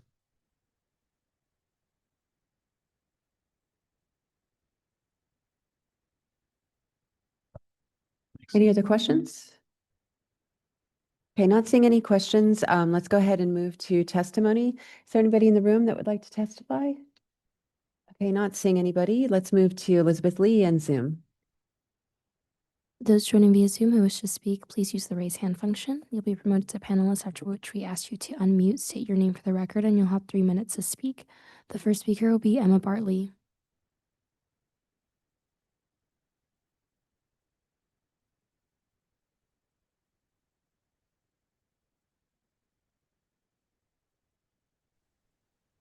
Hi, this is Emma Bartley speaking on behalf of the Historic Districts Council. HDC recognizes the church's need to improve security across the site and does not object to the installation of security cameras and lighting. We are, however, concerned about the number and placement of the proposed poles. We are concerned that the number and placement of the proposed poles create an intrusive presence, particularly along the approach to the church and immediately in front of the parsonage. We ask if the applicant can explore whether or not a few of the most prominent poles next to the buildings could be reconsidered, perhaps by mounting associated cameras on other existing structures or incorporating them into a thoughtfully designed lighting scheme. While the site's security needs may justify much of the proposed work, we believe the poles closest to these principal entrances merit more consideration to minimize their visual impact on this landmark. Thank you.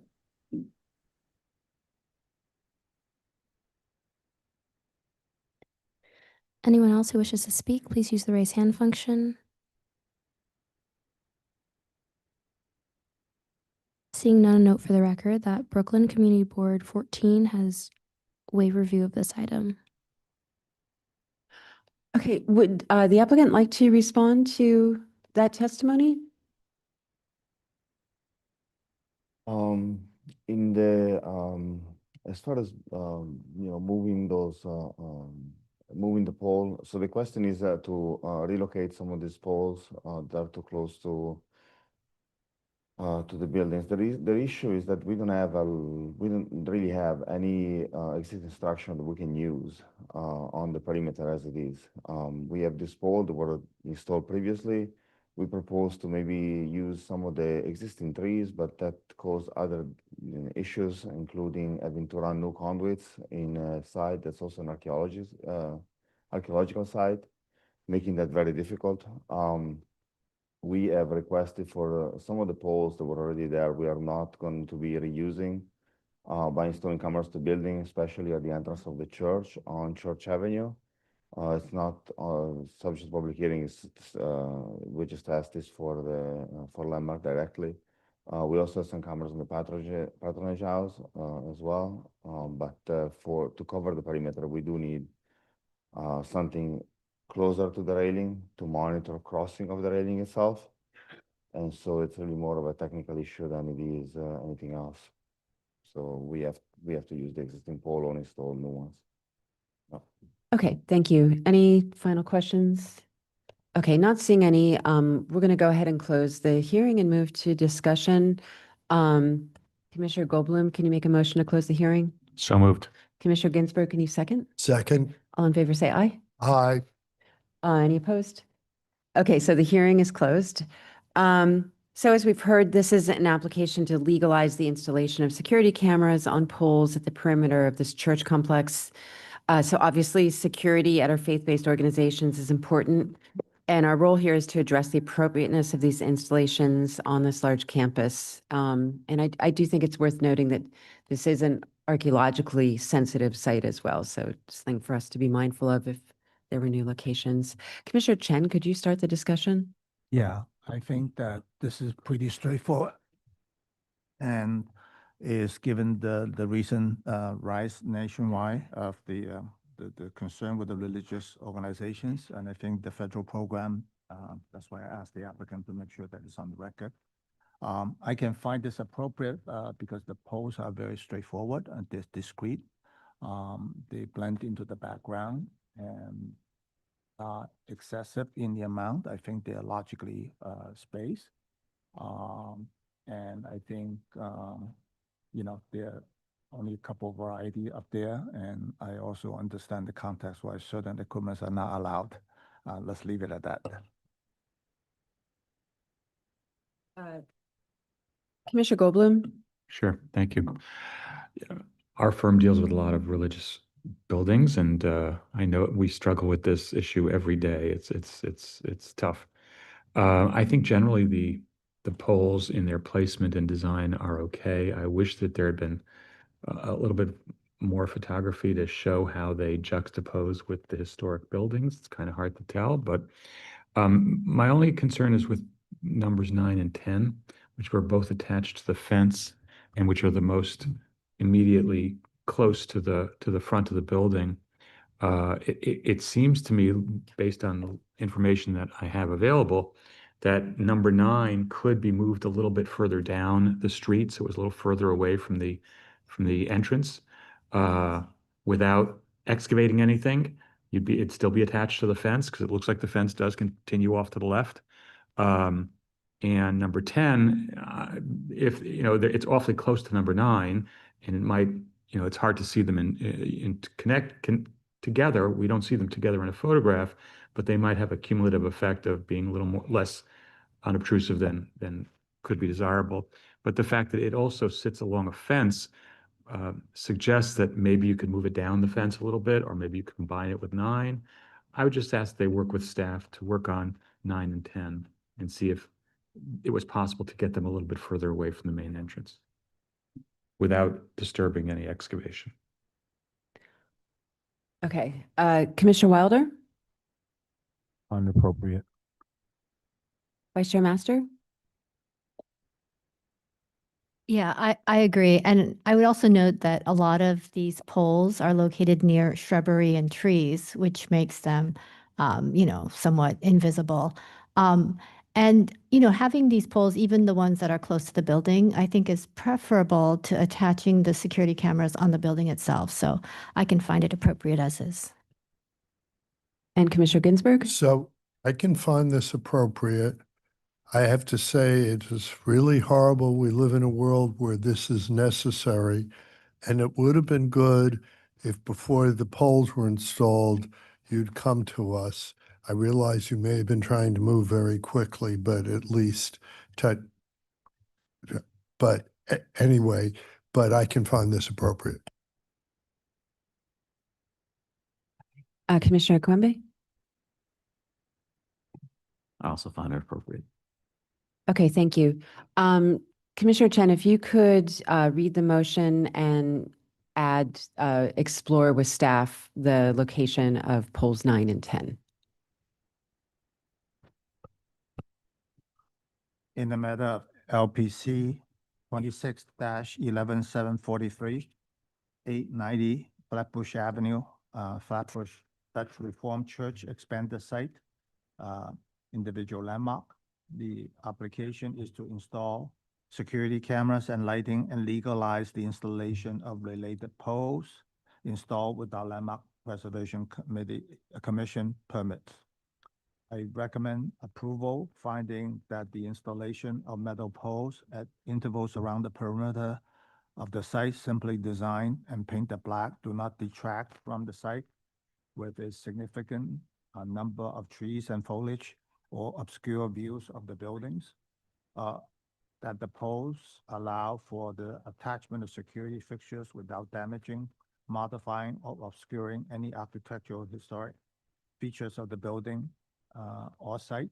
That the new security cameras painted black will be modest in scale and typically designed and will not call undue attention to themselves, and that the work will not detract from the special architectural and historic character of the landmark site.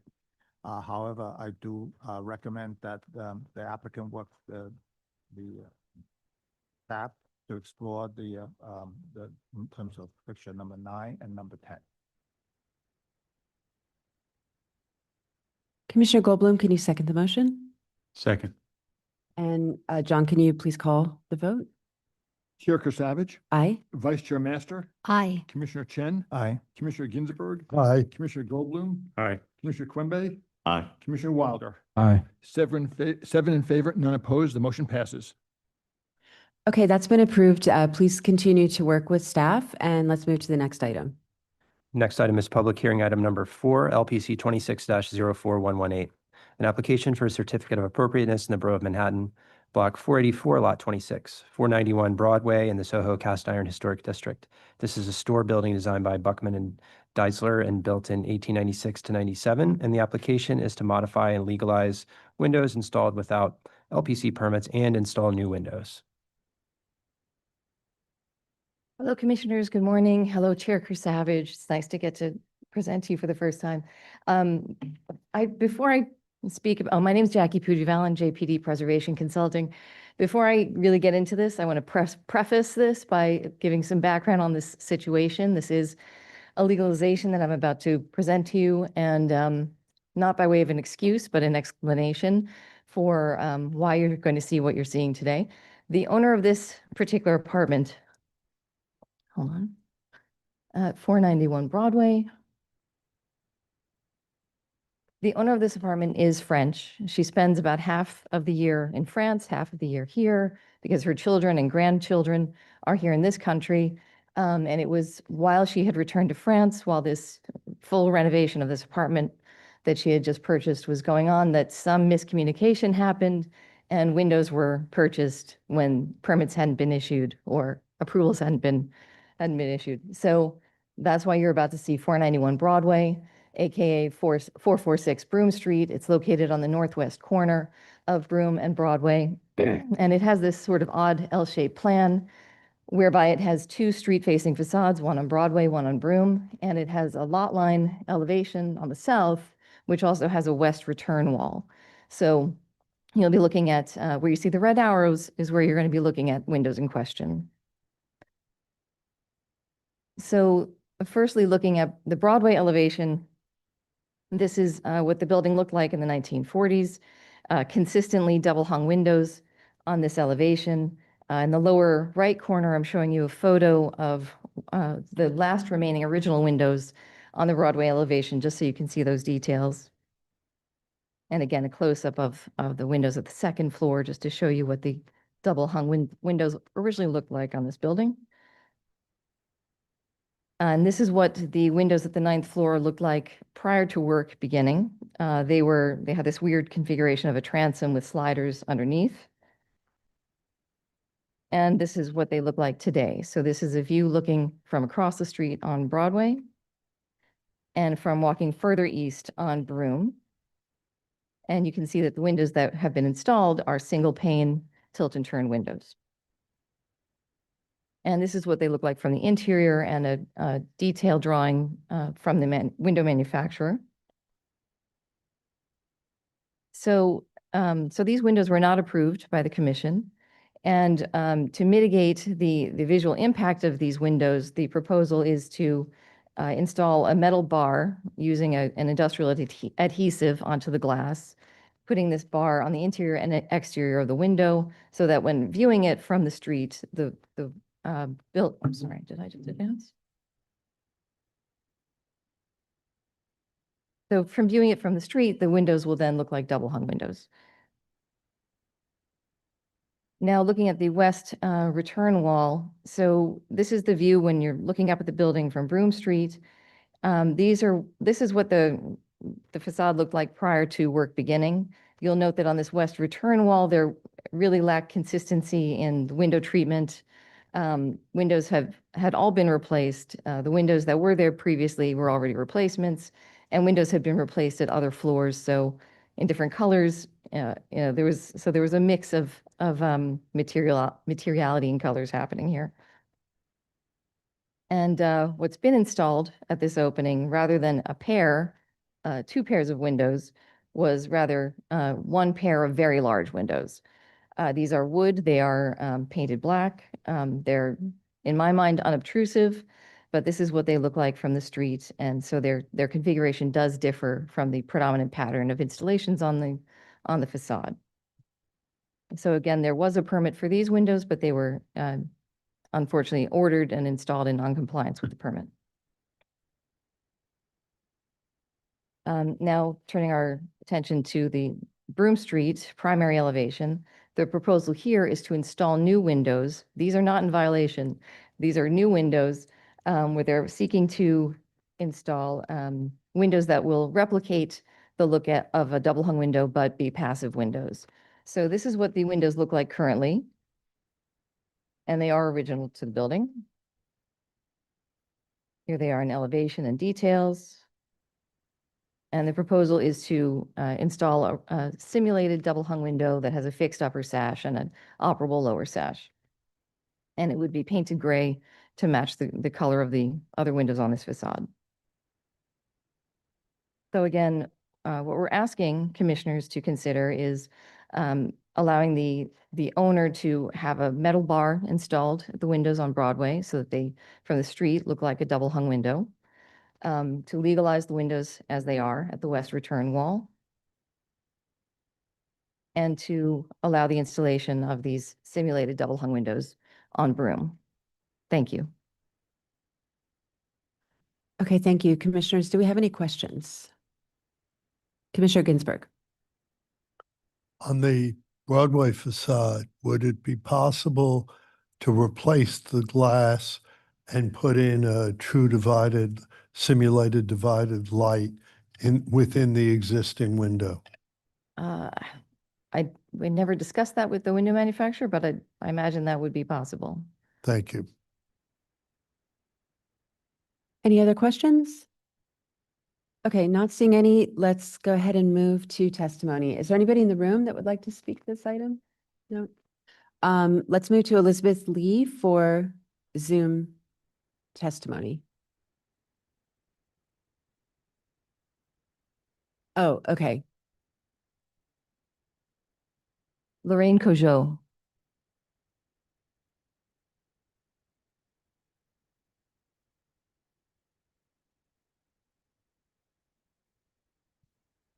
Lorraine, you may begin. Le son. Oh, hello, can you hear me? Are we good? Yes, we can hear you. Okay, sorry. So I wanted to apologize because I was in and out of the country, and I did kind of try to work with my architect, and I don't think we did work very well together. So I asked him if I can get the full-size windows on Broadway.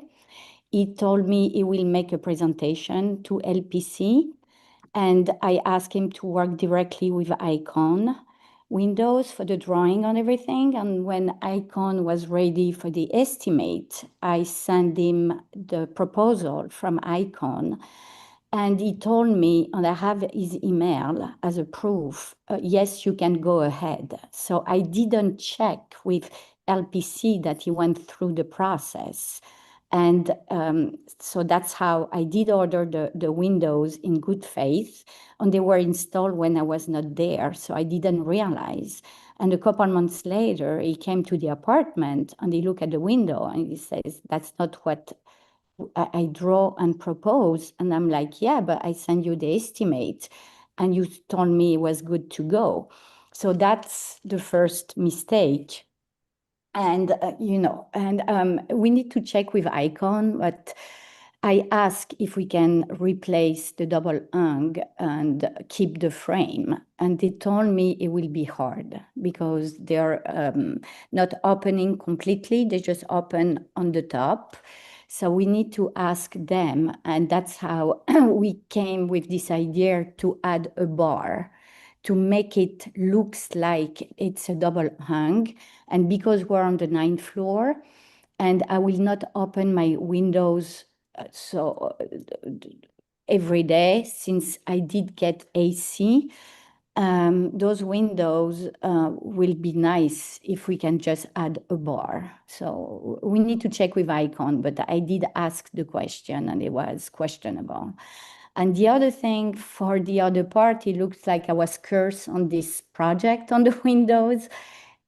We did submit the same drawing as the other with 4 windows. And the guy that did work at the time at Icon, he left, but a mistake was made.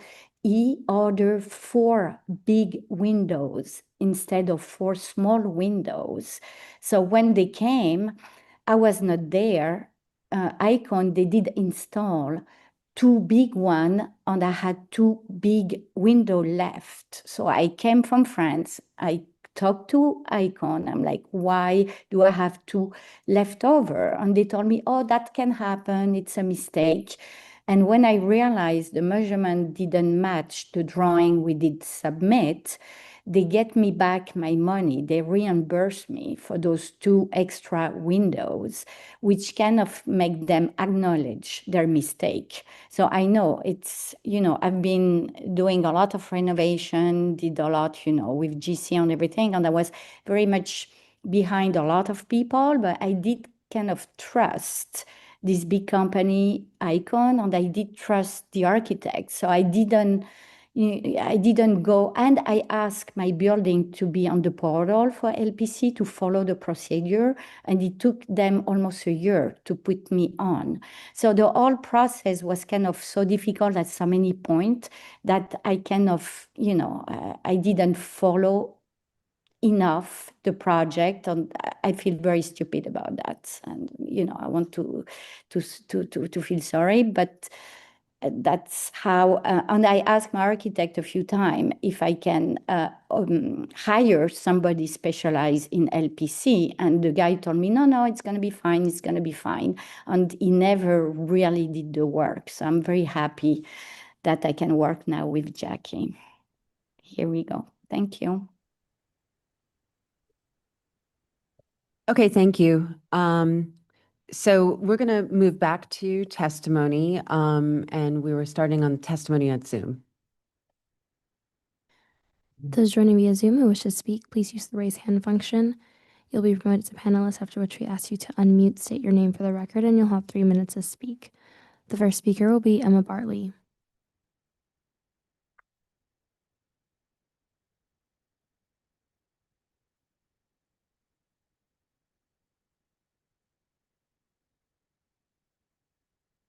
This is Emma Bartley speaking on behalf of the Historic Districts Council.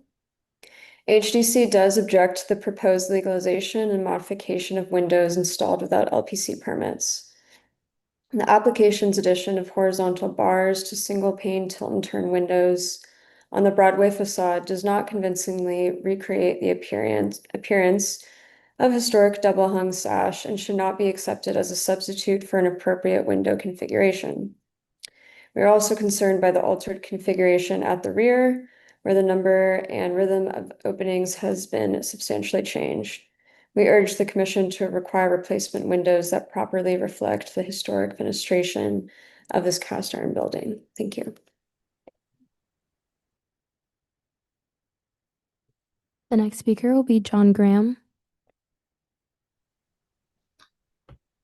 Good morning, Commissioners. John Graham for the Victorian Society in New York. First, I'll thank Corey.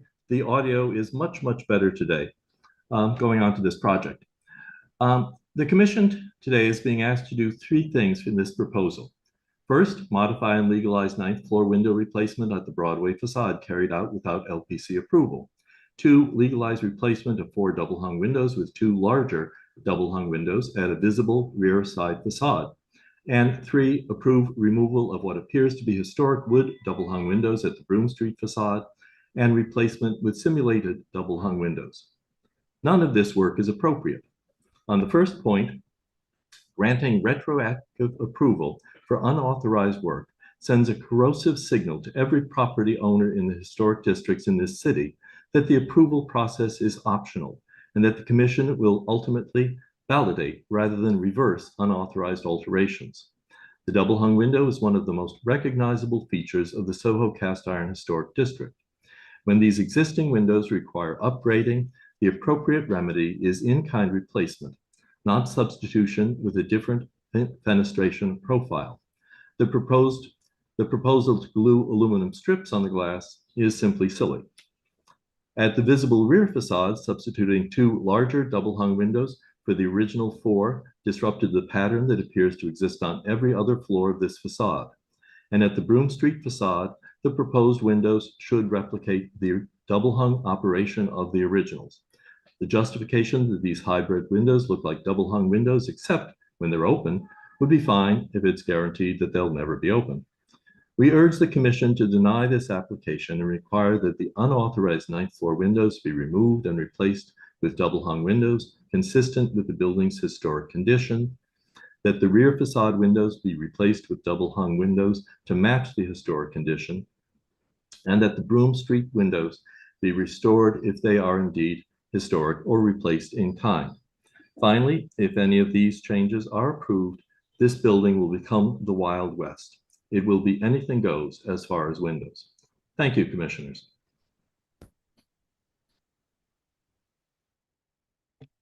Anyone else who wishes to speak, please use the raise hand function.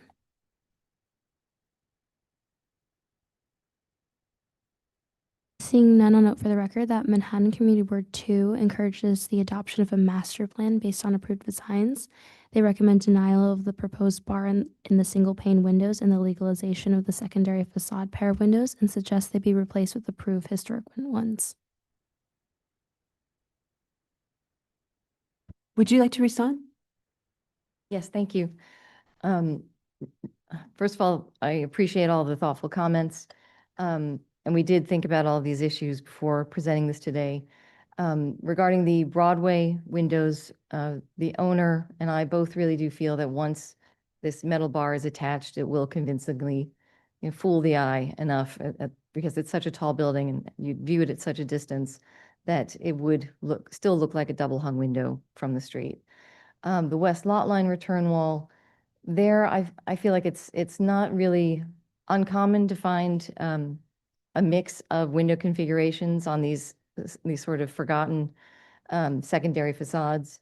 And again, it's also not a location that one really, looks up to try to notice on this building. And regarding can I advance again? Regarding the windows on Broadway, not Broadway, on Broome Street, correct me if I'm wrong, but I think under Landmark's rules, if there is a certain number of other windows that are already installed as simulated double hung windows, you could get a staff level permit for this. Maybe Corey could speak to that for me, please. Thank you. I will correct you. Thank you. The application would have to be for the entire building all at once or for a master plan that would require it over time, and this does neither, but it is something the commission has considered on occasion. Thank you. So aside from that, here again, it's also a tough location to really see these windows, and I think that because of their measurements, their details, they would still look like a typical double hung window from the street. Thank you. Okay, thank you. Any final questions? Okay, not seeing any. Let's go ahead and close the hearing. Commissioner Ginsburg, will you make a motion? So moved. Vice Chair Master, will you second? Second. All in favor, say aye. Aye. Any opposed? Okay, so the hearing is closed. So commissioners, this is an application for some new windows and also various window modifications and legalizations. And while they did do some of this work without LPC approval, I do want to note that they that before they did the work, the historic windows nor the historic configuration were extant. So today we want to look at the installed and proposed windows to ensure they are compatible with the character of the building. Commissioner Goldblum, could you start the discussion? Sure. I don't find this to be an acceptable proposal. I think that when we look at, I'm looking at the facade first, the main facade. When we look at simulated double hungs, we tend to require that the plane of the upper and lower lights be on a different plane to simulate a true double hung.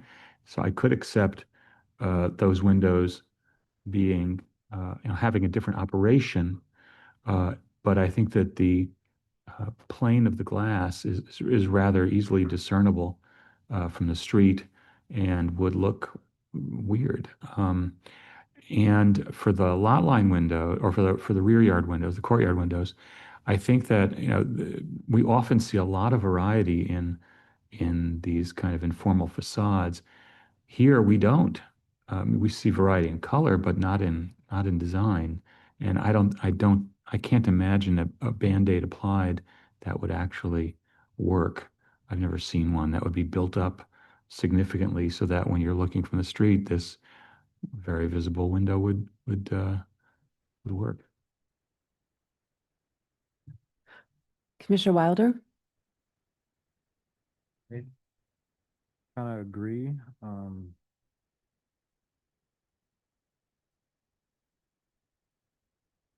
Situations with the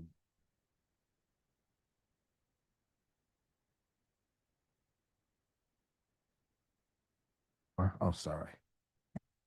Definitely stand out more, and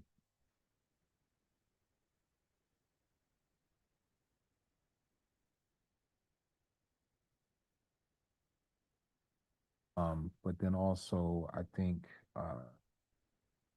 because there is no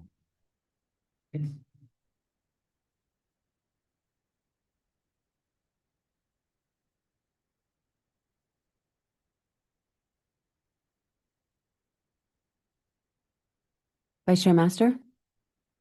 Yeah, I know that it's not within the purview of the tenant, but I would just like to state that it would be very nice if the building could have a master plan in terms of windows. I think that would help quite a bit. I actually think that, in my opinion, these windows are so high up with limited visibility from the street that I think that if they were to work carefully with staff, I think that you could probably do, some type of a metal, insert to simulate, the type of window that we're looking for here. And I think that on Broadway, because it's very high up, and I also see a fire escape. Is a fire escape? No, actually, that's not. Okay.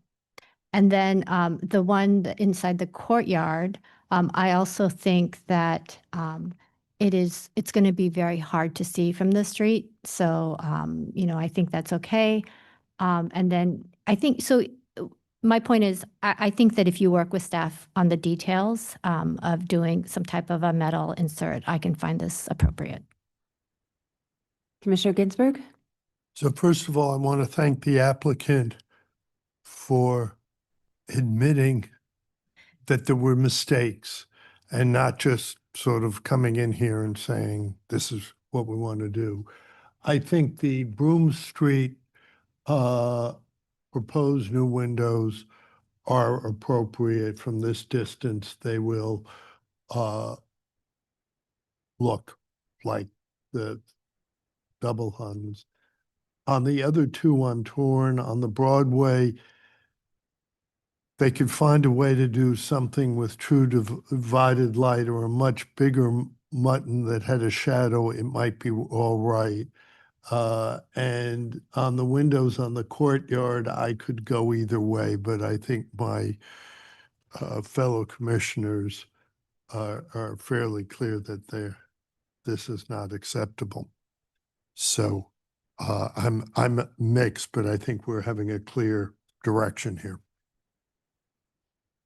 Yeah, I just wanted to jump in again. One thing to clarify with windows, when we're talking about windows that are on secondary facades, courtyard facades, and this is speaking for the rules that the staff would use, the requirement to match the historic windows is not as strict as it is for primary facades. In fact, it only asks that it match the configuration and finish of the historic materials on a building of this size, not the material, not the operation, and to some extent, not even the details as closely as we would for the front facade. So, the idea of at the courtyard facade, an applique with sort of vertical mullions, it would be unusual, but something along those lines could potentially have met the standard for staff review if it had been done that way.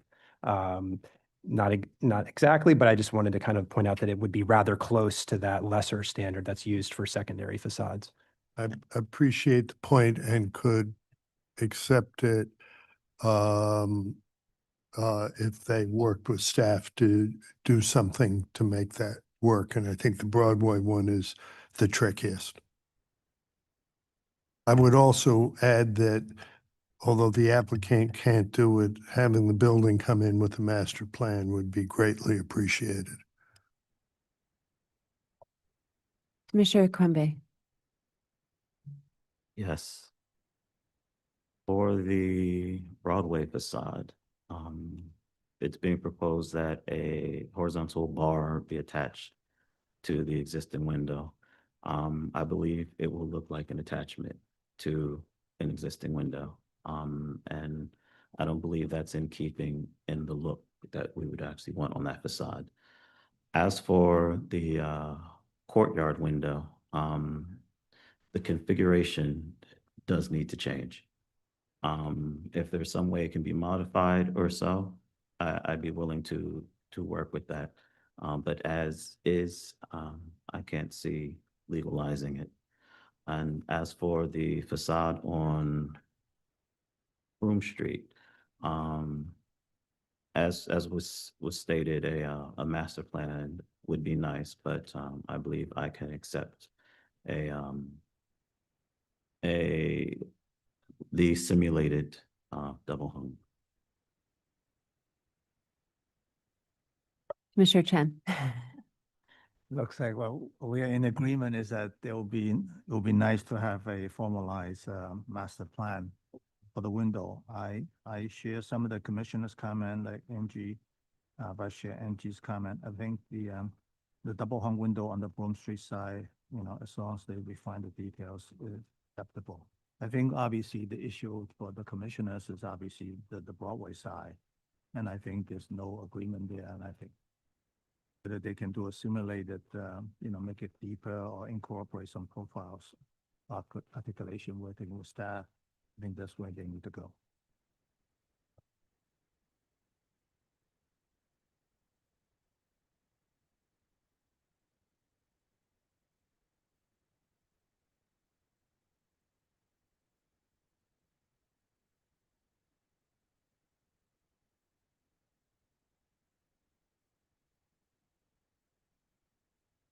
Okay, we're going to not take an action today. That will give you time to work with the window manufacturer to see what options are available here. And then you can return and see how we can work with us or staff on addressing this. Okay, thank you. Let's move to our next item. All right, next item is public hearing item number 5, LPC 26-09187. This is an application for a transfer of development rights in the Borough of Manhattan, Block 466, Lot 26, 131 East 10th Street, the St. Mark's and the Bowery Church, individual landmark, also in the St. Mark's Historic District. This is a Georgian-style church designed by John McComb Jr. and built in 1795 to 1799, surrounded by a churchyard and iron fence erected in 1838. The Greek Revival-style tower built in 1807 and a steeple designed by Martin E. Thompson and Ithiel Town, built in 1926-28. With an Italianate style cast iron entrance porch built in 1858 and attached parish hall designed by John C. Tucker and built in 1835 and expanded by James Renwick Jr. in 1861. The application is to request that the Landmarks Preservation Commission issue a favorable report to the City Planning Commission regarding the continuing maintenance program for the landmark in connection with the transfer of development rights pursuant to Section 7542 of the zoning resolution. Good morning, John Ignatius Bean from Hogan Lovells Cadwalader, representing the applicant, St. Mark's Church in the Bowery. I'm joined today by Beyer Blinder Bell Architects and the Reverend Anne Marie Witchker from St. Mark's. Still working on the advancing of the slide.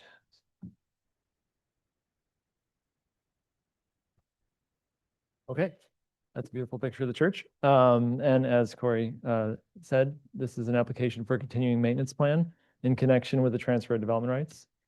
Intros have already been somewhat made, and so I'll turn over to the Reverend Anne Marie Witchker to discuss a little bit about the church, just so you understand the beneficiary here.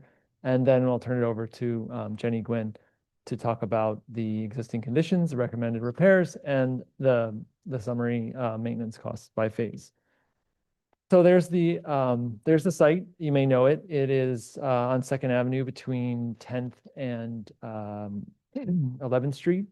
It's a beautiful sprawling site in Community Board 3. It's also within the St. Mark's Historic District, in addition to being an individual landmark, designated in the 60s, and also on the National Register of Historic Places.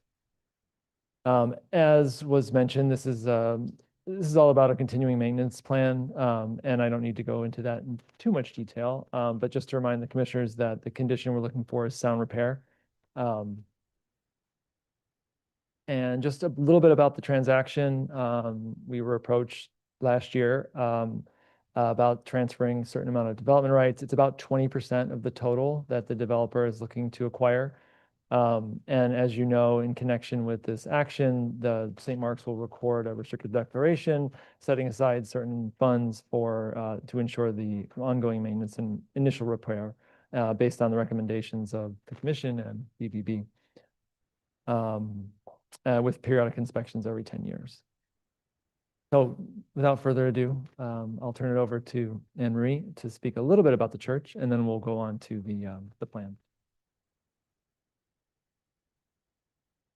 Good morning, everyone. My name is Anne Marie. I'm the rector at St. Mark's Church.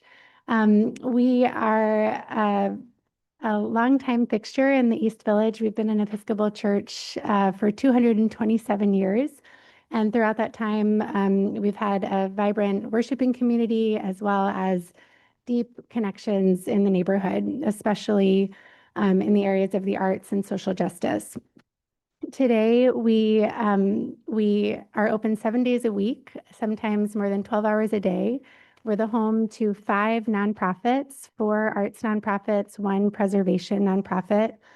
Every week, we offer space for after-school programs, 12-step groups, all kinds of community meetings and other services, as well as the direct service that we do to the community through our Welcome Center for migrants and asylum seekers, and also our Compassion Hub program, which offers food and other services to our neighbors.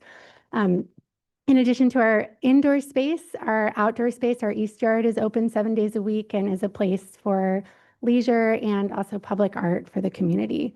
So we're grateful to be stewards of this amazing institution, and we thrive because of our roots and also our service to the neighborhood. Thanks. Hello, Jenny Gwynn, Partner and Director of Historic Preservation with Beyer Blinder Bell. And we were brought on by St. Mark's in order to do the conditions assessment and author our existing condition survey and maintenance plan. As Anne Marie noted, there's a long history on this site. There have been different building iterations and campaigns to the church, and there was a catastrophic fire in '78. And so there has been, after that, significant repairs and renovations, as well as more recent repairs, including the portico restoration and a very recent 2021 roof and gutter repair project. And the more recent work, all since it was landmark, has been done through the LPC process. And so it was very helpful with staff to go through and have those records. So just noting that one thing that they have not done is had their temporary signage that they use reviewed. And so they do plan to work with LPC staff to have a signage master plan that will allow them the flexibility for the seasonal signage needed for their liturgy and public announcements. BBB was joined in our assessment by T.Y. Lin, a structural engineer and a mechanical engineers, and we reviewed both the exterior and the interior of both the parish hall and the sanctuary, making sure that we were noting any conditions on the inside of water ingress, and we're able to get access into the attic spaces as well. So we did a full visual tactile survey where possible, but we did not scale the building or steeple. Overall, we found that the building is already in a condition of good repair. This is a church that has been longtime stewards of their facilities that it is used, and they have dedicated facility manager.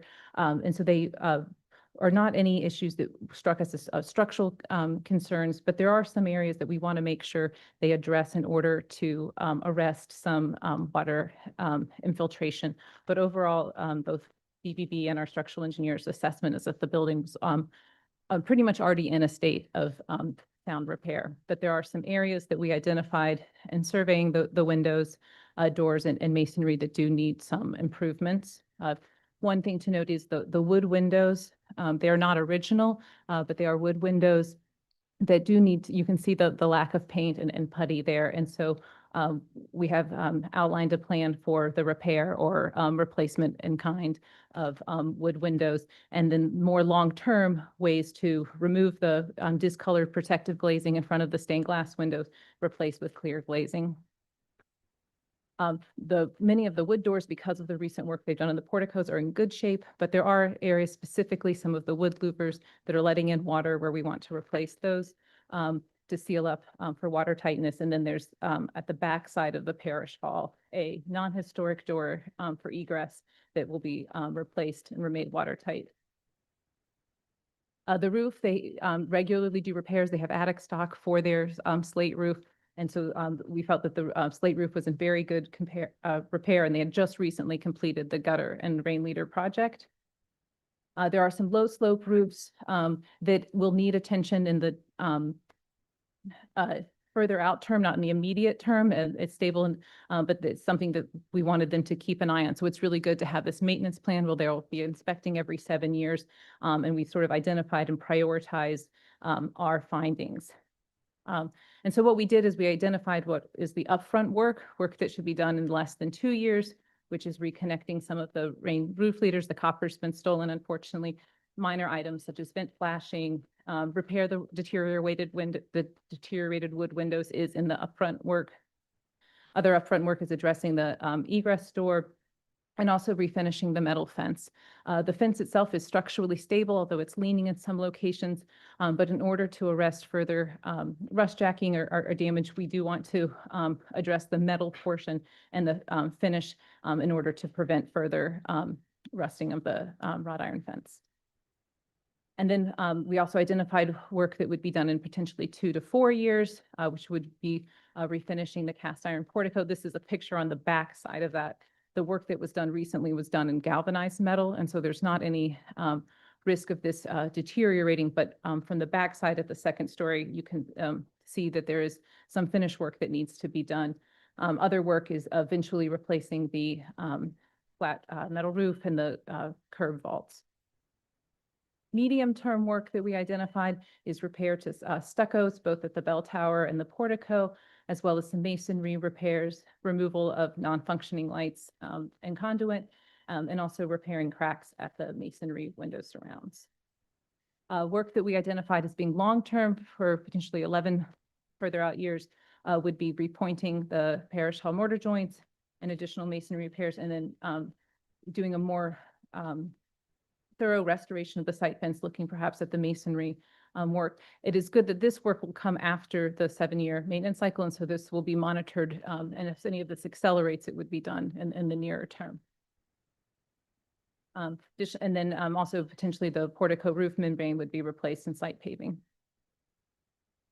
We have full architectural drawings that we used to cost this for the church, and we actually met on site with LPC staff to review and get concurrence on our summary of prioritization. So what you see here is our plan of what work would be prioritized first, and the upfront work, then the short-term work, and the longer-term work. In the interest of time, I think this can be the end of my presentation, but we do have additional documents that talk about the phasing in further detail if needed. Thank you. Commissioners, do we have any questions?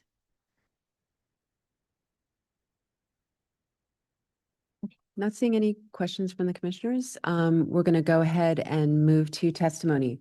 Is there anybody in the room that would like to speak? Simeon.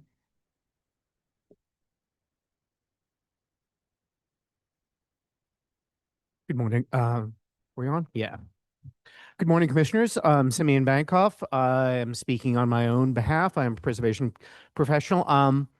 I had the good fortune of being an occupant of the rectory of St. Mark's Church in the Bowery for 21 years. So I stared at the parish hall, the parish hall wall for 21 years while I was on the phone with people. It's specifically where the 3rd Street music is. It's great to see that this is being addressed and that there is a dedicated source of funding for that being put in place for continued maintenance, which has been a perennial problem at St. Mark's Church on the Bowery for as long as I've known about it. I haven't delved into the details, but I do hope that there was a look at the landscape also, because that's all vaulted courtyards, and with our increasing extreme weather, those things have a tendency to collapse. They also have a tendency, there used to be at least problems of it kind of coming out into the sidewalk. If you look at the large masonry blocks, they're kind of pushing out. I don't know the precise word for that, but it's not good. Could have been fixed. It's terrific that the gutters were finally fixed and that the roof is finally fixed. And it sounds like the interior water penetration that was a problem has been fixed too, which is fantastic. It would be, I'm sure the tenants would love if you could probably upgrade some of their systems. And I'm very fond of that a historic door, as I watched it slam for 21 years. So I recommend that we keep that dark brown. It's a certain kind of 1970s ugly. That being said, I think this sounds great. I'm also interested in, and this might be in the materials, in the actual how many air rights are being moved and what the what the financial situation is. I assume that will be in the materials, as I am an abiding interest in TDRs for individual landmarks in churches. Thank you. Thank you. Not seeing anybody else in the room to testify. Let's go ahead and move to Elizabeth Lee in Zoom testimony. Those joining via Zoom who wish to speak, please use the raise hand function.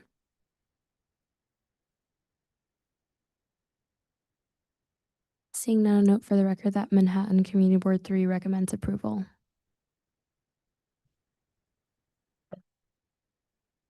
Would you like to respond to any of the testimony?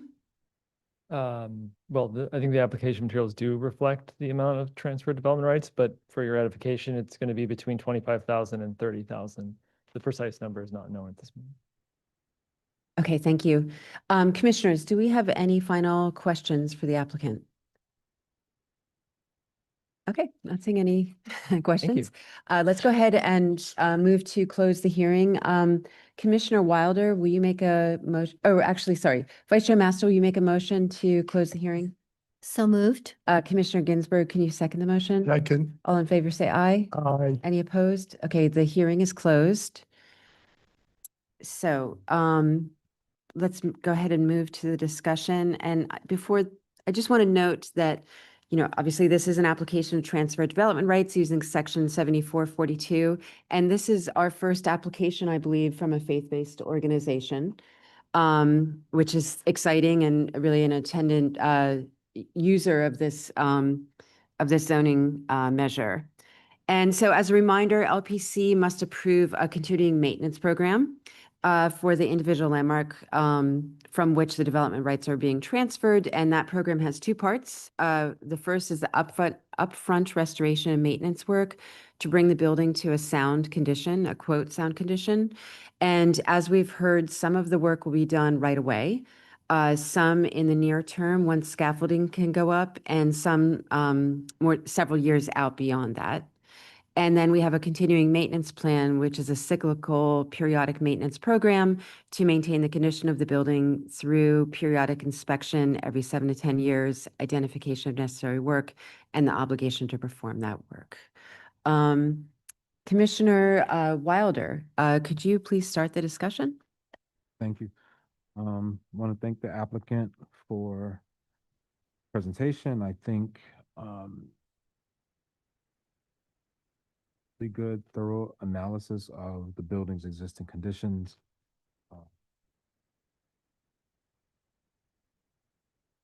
Priority and which things kind of be spread across the, like there seems to be a significant amount of work that's happening up front, which means that the church does need some work and restoration in some of the other areas involving things like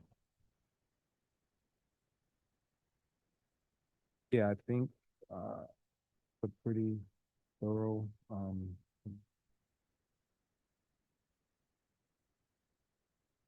Thank you, Vice Chair Master. Yeah, this is, I think that you did a wonderful job in documenting all of the minor repairs and that, putting the repairs into buckets, the 2 years, 2 to 5 years, and, 5 to 10. And I assume that in the future, some of our TDR applications are not going to be as thorough as you were. I think that the church seems like it was in pretty good condition going in. And so some of the immediate needs are, probably more, water related. And so it makes a lot of sense to me. I think that, this is a wonderful report and a wonderful first TDR application for a faith-based organization. And I can find this appropriate. Commissioner Ginsburg? So first I'd say what a wonderful set of programs you're running and just such a great model. I remember the fire, and it's so good to see the building restored and being so heavily used. It's phenomenal. And I think the plan is very good. And the one suggestion I have is it would be very inexpensive to coat the existing black flat roofs with a light reflective color that would hopefully extend the life of the roof, so would be a good investment. And secondly, would lower a little bit heat island effect, which would be a good thing for the neighborhood. So not that that is critical, but if you could look into that, that might be something worth doing. Commissioner Quimby. Yes, I guess I would note that the applicant is not just a good steward of the church building itself, but also the community. And that is greatly appreciated. I believe that the plan that was brought forth, it is very thorough, it's very concise, and the upfront work, I believe, is very plausible. And I'd like to note that the extended work, I think it works very well, especially dealing with the life of the materials that it's trying to protect. So I can find it appropriate. Thank you. And Commissioner Goldblum. No disagreement. A couple of things. First of all, as you had said, I mean, this law is as it rolls out, was in some measures aimed at religious institutions, and both in the city and nationally, it's a focus of how to generate more housing, more development, using churches and religious institutions that helps both the institutions and the city. So I think it's a great application. And also, as we're seeing this system kind of come up and running, I think, we've seen a few applications now. This is, I think, the nicest set of drawings and the nicest kind of way to organize the proposal. So I would say, the staff might think about sharing this with other applicants as they come in, just a simple way to break things down, moving through the whole thing. I think it's a really good template. I think it's totally great. Great. Commissioner Wilder, could you go ahead and read the motion?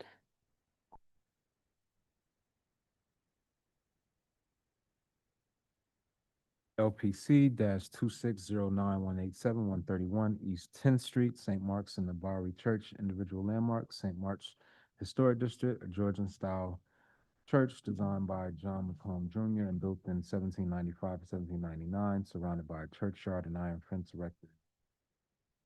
Bible-style tower built in 1807. Martin E. Thompson and Ithiel Town and built in 1828 with an Italianate-style cast iron entrance porch built in 18. Attached parish hall designed by John 5 and expanded by James Renwick Jr.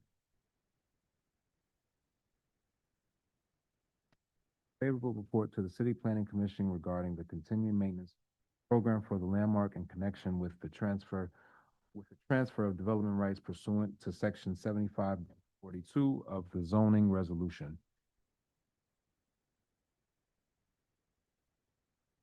And note that the church complex, graveyard, and fencing are all components of the site. Note that the building's exterior is generally in good condition and has undergone a significant amount of restoration at the roof and forecourt in recent years. And finally, note that the graveyard work and post-fire reconstruction have not yet been inspected by LPC staff. Recommend approval, finding that this transaction will only involve about a fifth of the applicant's transferable development rights, and that the church will be seeking the additional development rights and is consequently expecting to undertake additional ongoing basis as future sales occur. Excuse me. That the owners have committed themselves to initial restoration and maintenance work that will mark to a sound condition and aid long-term preservation and will be expeditiously taken. That the proposed initial upfront restorative work, including reconnecting broken exterior, roof vent flashing, repairing and removing roof clamps, providing weather sealants for window air, providing weather-resistant chimney caps, repairing wood and aluminum windows, placing the parish hall egress door with one more in keeping with the style of the building, replacing bell tower louvers and refinishing the decorative iron fencing around the graveyard site, and the term restorative work to be undertaken in 2 to 4 years, including repairing the cast iron portico, completing repairs at the wood cornices and pediments, replacing bird protection, replacing the parish hall flat roof symbol, placing the areaway vault door and curbing, and resetting displaced curves at the portico will focus on immediate maintenance issues that will aid long-term preservation of the site. Medium to long-term restorative work will be organized around scaffolding schedules and focus on masonry maintenance, repair of special windows, full restoration of the decorative iron fence, and will remove latter unsympathetic alterations and repair the facade. That the owners of the designated building have committed themselves to establishing a perpetual cyclical maintenance program that will be legally enforceable by the Landmarks Preservation Commission under the which will bind all heirs, successors, and assigns, and which will be recorded at the New York County Registrar's Office, and that the restrictive declaration will require that twice the estimated cost of doing the upfront work will be held in an account to pay for this work, and 10% of the gross proceeds will be deposited into a fund dedicated to supporting the cyclical maintenance plan. Thank you. Vice Chair Master, can you second? Second. And Mark, can you call the vote? Chair Savage. Aye. Vice Chair Master. Aye. Commissioner Ginsburg. Aye. Commissioner Goldblum. Commissioner Quimby. Aye. Commissioner Wilder. Aye. With 6 in favor, none opposed, the motion passes. Thank you. That's been approved. Please continue to work with staff. Let's move to the next item. Next item is public hearing item number 6, LPC 26-12176, an application for a certificate of appropriateness in the Borough of Manhattan, Block 1264, Lot 5, 10 Rockefeller Plaza, aka 10 to 20 Rockefeller Plaza and 1230 Avenue of the Americas, Rockefeller Center, individual landmark. This is 2 connected office towers with integral parking garage originally designed by Wallace Harrison and the Associated Architects Consortium and built in 1939 to 40 as part of an Art Deco style office, commercial, and entertainment complex. The application is to modify an entrance, reclad the canopy, and install signage. Okay, thank you. You can begin. Thank you.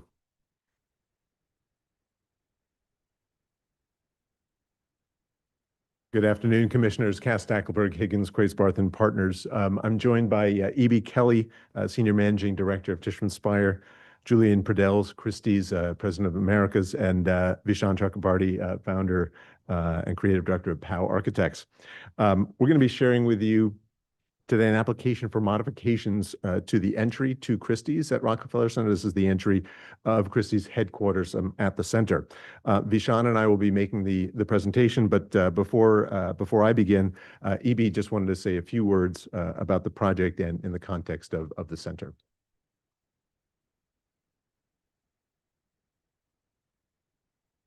Good afternoon.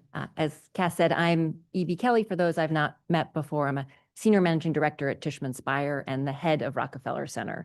And in my role, I've had the opportunity to present to this commission many times and have always very much appreciated your partnership. Most recently, I was here when we were speaking about the hotel project at 10 Rockefeller Plaza. And today I'm thrilled to be speaking in support of Christie's application just down the block at 20 Rockefeller Plaza. We at Tishman Speyer take our role as the stewards of Rockefeller Center with great pride. And while it may not be typical for the landlord to speak on behalf of a tenant's application, our relationship with Christie's is anything but typical. Perhaps the single most innovative project in the history of our ownership of Rockefeller Center, and one that we did in close partnership with this commission, was the 1997 application to convert the 49th Street garage into the Christie's Gallery and Auction House. That inspired vision led to a 25-year lease with Christie's, which has just been renewed for another 25 years, and hopefully no doubt many more years to follow after that, really signifying a meaningful long-term commitment to this special place. Christie's is a foundational member of the Rockefeller Center family. And the core ethos of the work that we have been doing at the Rockefeller Center team these past few years has been to maintain the magic of Rockefeller Center by making enhancements to our lobbies, to the public realm, to our green spaces, in a way that we may welcome the public in, celebrate the beautiful art around our campus, and ensure that the center is a thriving place to work, shop, and visit. Rockefeller Center was designed to be a beacon for New Yorkers, and enhancing the Christie's arrival experience will do just that. Today's application fits perfectly with that original vision for Rockefeller Center. Together, we want to welcome the public to celebrate art, culture, and beauty, and we can think of no better partner for that than the team at Christie's. Rockefeller Center strongly supports today's application. Many thanks. Thanks, E.B. So turning to the site, the photograph on the left, of course, is the entrance as it currently exists at 20 Rockefeller Plaza on the West 49th Street elevation of side of the block. You can see the tower of 10 Rockefeller Plaza here and the back of 1230 Avenue of the Americas to the right, to the west. The infill at the entry dates to the 1990s. So Christie's moved to the center in the late 1990s, and what you're looking at here is actually the commission-approved modifications that occurred to what had been the Rockefeller Center garage. And on the right is a site plan, and we include this. This is a 1970s site plan from Carol Krinsky's book, and we include this on purpose, really to indicate first the footprint that Christie's has within these 2 buildings, 10 10 Rockefeller Plaza and 1230 Avenue of the Americas. But you can also see here in the middle of the block where the garage historically was located, and that was replaced now by Christie's Entry and all of their interior spaces.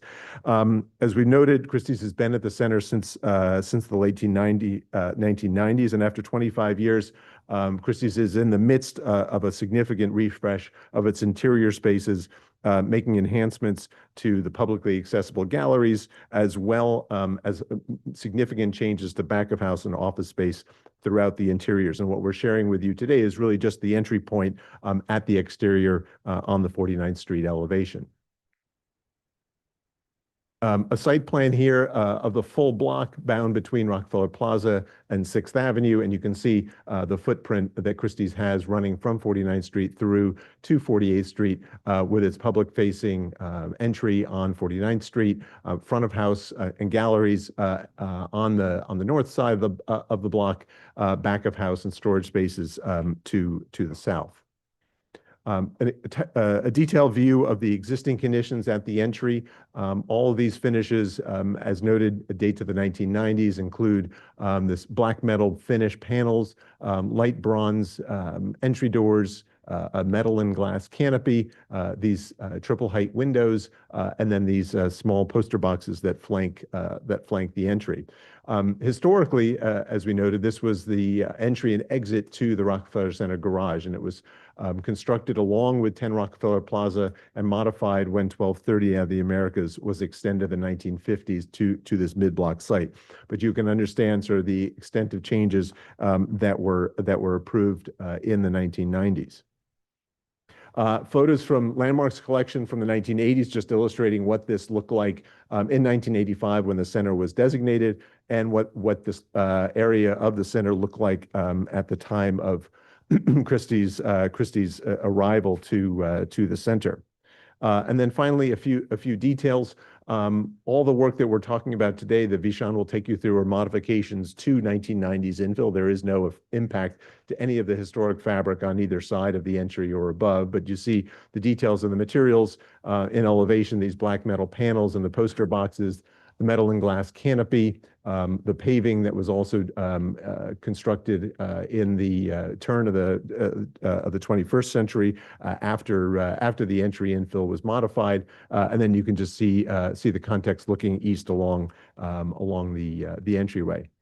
And then finally, stepping back, this is a view west along 49th Street. Obviously, this entry is recessed deeply within the footprint of the building, making its presence sort of even more important as a gateway to Christie's itself. So with that, Vishaan. Thank you, Cass. Madam Chair, Commissioners, good afternoon. It's a pleasure to be in front of you today. We are so privileged to be working on this. We think it's an incredibly important cultural institution in our city.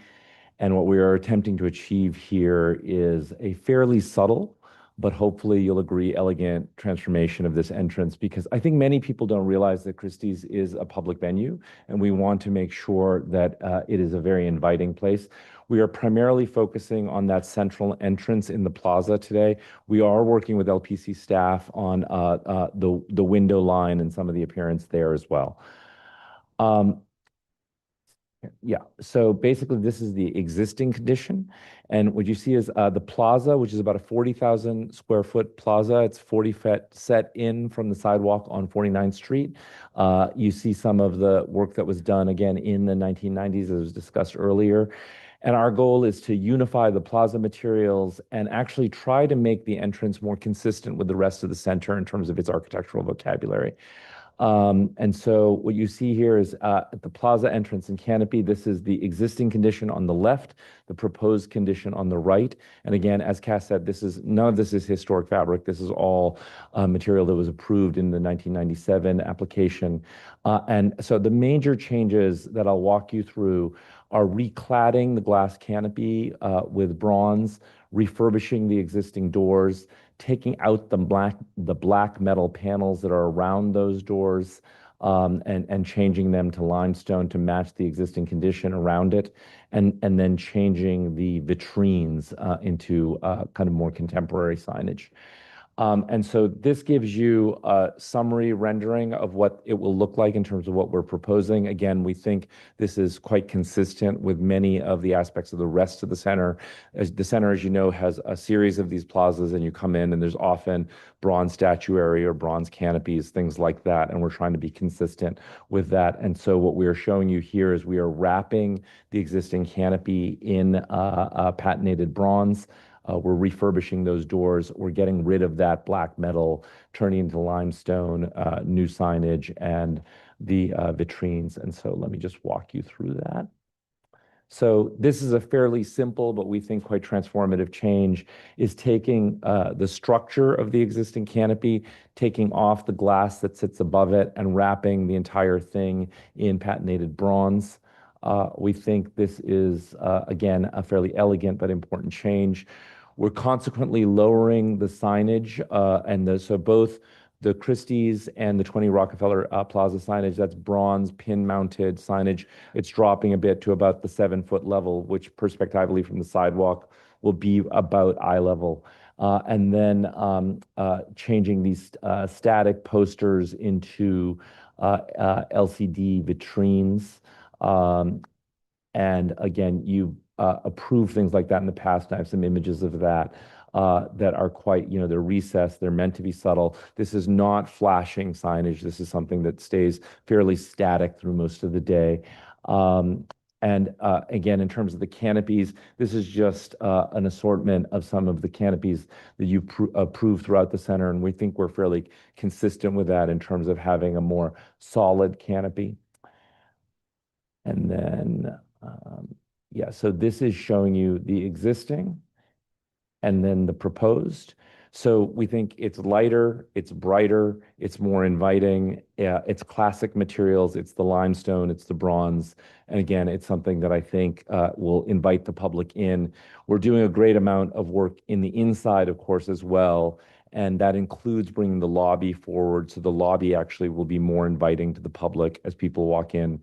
So we think those changes together will actually make for a much more welcoming experience coming into Christie's. I think that's everything. So happy to take any questions you might have. Great. Thank you very much. Commissioners, do we have any questions? Commissioner Ginsburg? I have two. First, will the bronze be maintained bright or will it be allowed to weather? That's a good question. We haven't discussed it that much. I think we're going to let it weather a little bit so it starts to fit in with the rest of the center. But bronze does, as you know, Commissioner, require occasional maintenance. But I think we invite the patina. Let's put it that way. Thank you. And the other one is in the rendering, you can see much more into the interior space in the glass above. Are you adding lighting to that interior space to make that happen? Commissioner, we're bringing, thank you for noticing that. We're bringing the entire lobby forward. Today, that first entry experience is a bit dark. And so the reception lobby will be there. The reception desk will be there. We will be changing the lobby lighting. We're bringing limestone into the lobby, so we're trying to extend that sense. So the limestone will be brighter. It will take the reflected light from the uplighting above. And also there'll be artwork on a rotating basis in the lobby. So that'll be something that the public will be able to see and enjoy and invite them in as well. Thank you. Any other questions? Okay, not seeing any others. We're going to go ahead and move to testimony. Is there anybody in the room that would like to speak on this item? Not seeing anybody. Let's move to Elizabeth Lee and Zoom testimony. Those joining via Zoom who wish to speak, please use the raise hand function. Seeing none, I'll note for the record that Manhattan Community Board 5 recommends approval. Would you like to respond to that testimony? Pass on that up. Okay. Okay, and assuming no final questions, let's go ahead and close the hearing. Commissioner Ginsburg, will you make a motion to close? So moved. Vice Chair Mass, will you second? Second. All in favor, say aye. Aye. Any opposed? Okay, the hearing is closed. So as we've heard, commissioners, this application is to modify an entrance, reclad the canopy, and install signage. And it's all happening at a location that was formerly the entrance to the center's garage. So all of the existing infill is non-historic and commission approved. So we're really looking at the compatibility of the proposed alterations to the existing building and complex. Vice Chair Master, will you start the discussion?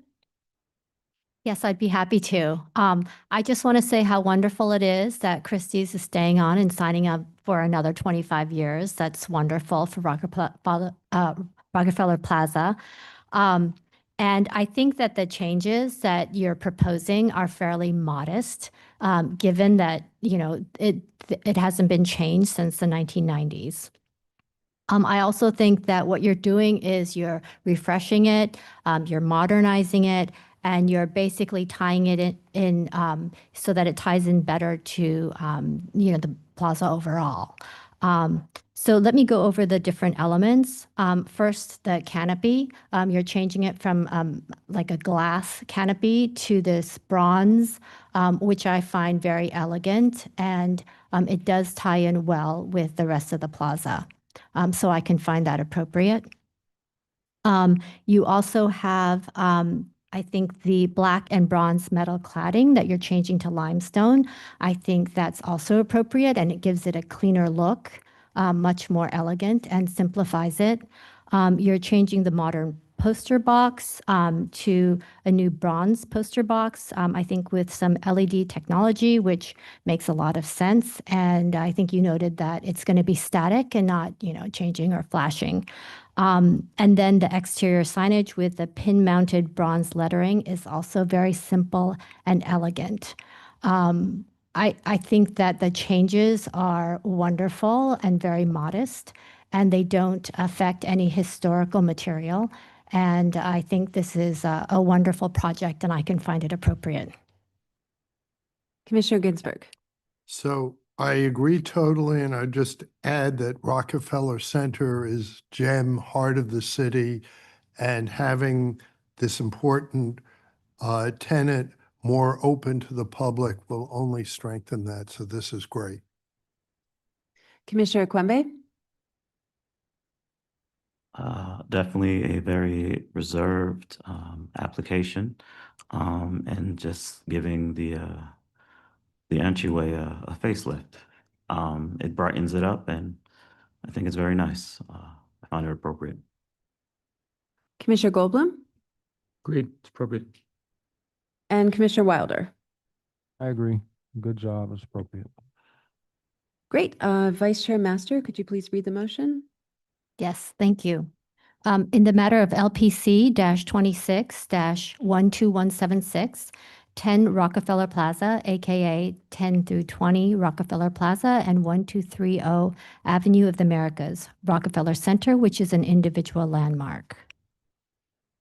I recommend approval, finding that the removal of 2 modern poster boxes and replacement with new bronze poster boxes will not damage or obscure any significant architectural features of the individual landmark.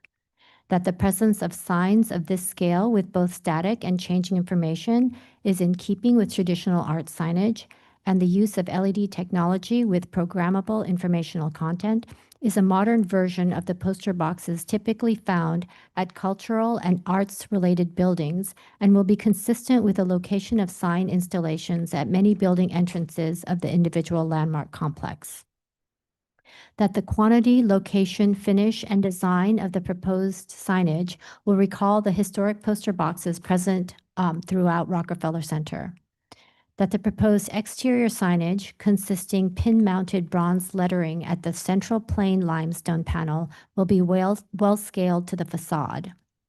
That the removal of non-historic black and bronze metal cladding and replacement with plain limestone infill at the entrance will be consistent with the material and detailing of the historic entryways at the ground floor at this and other buildings within the individual landmark. And that recladding the existing non-historic canopy and portions of the glass storefront with brass will be in keeping with materials found throughout the Rockefeller Center individual landmark.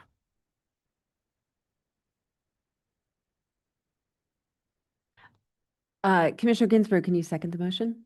Second. And Mark, can you call the vote? Chair Savage, Aye. Vice Chair Master, Aye. Commissioner Ginsburg, Aye. Commissioner Goldblum. Aye. Commissioner Quimby, Aye. Commissioner Wilder. Aye. 6 in favor, none opposed, the motion passes. Great, that's been approved. Thank you very much. And let's move to the next item. Next item is public hearing item number 7, LPC 26-12386. An application for a certificate of appropriateness in the Borough of Manhattan, Block 1308, Lot 7501, 601 Lexington Avenue, the City Corp Center, now 601 Lexington Avenue, including St. Peter's Lutheran Church, individual landmark. This is a late 20th century modern style skyscraper and mixed use complex designed by Hugh A. Stubbins and built in 1973 to 78. The application is to install signage.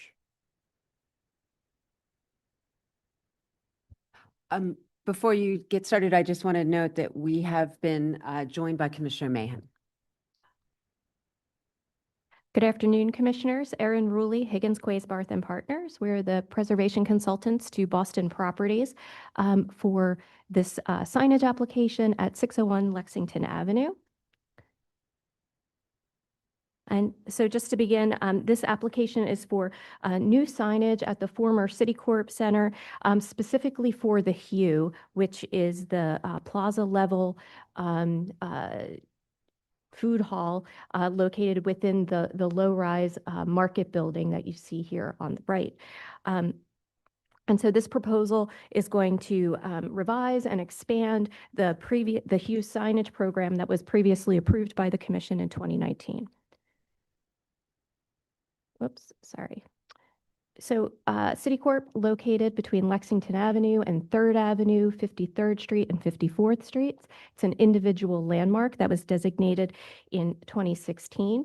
It was constructed between 1973 and 1978 and designed by Hugh Stubbins. And it's a mixed-use complex that includes 3 interlocking buildings.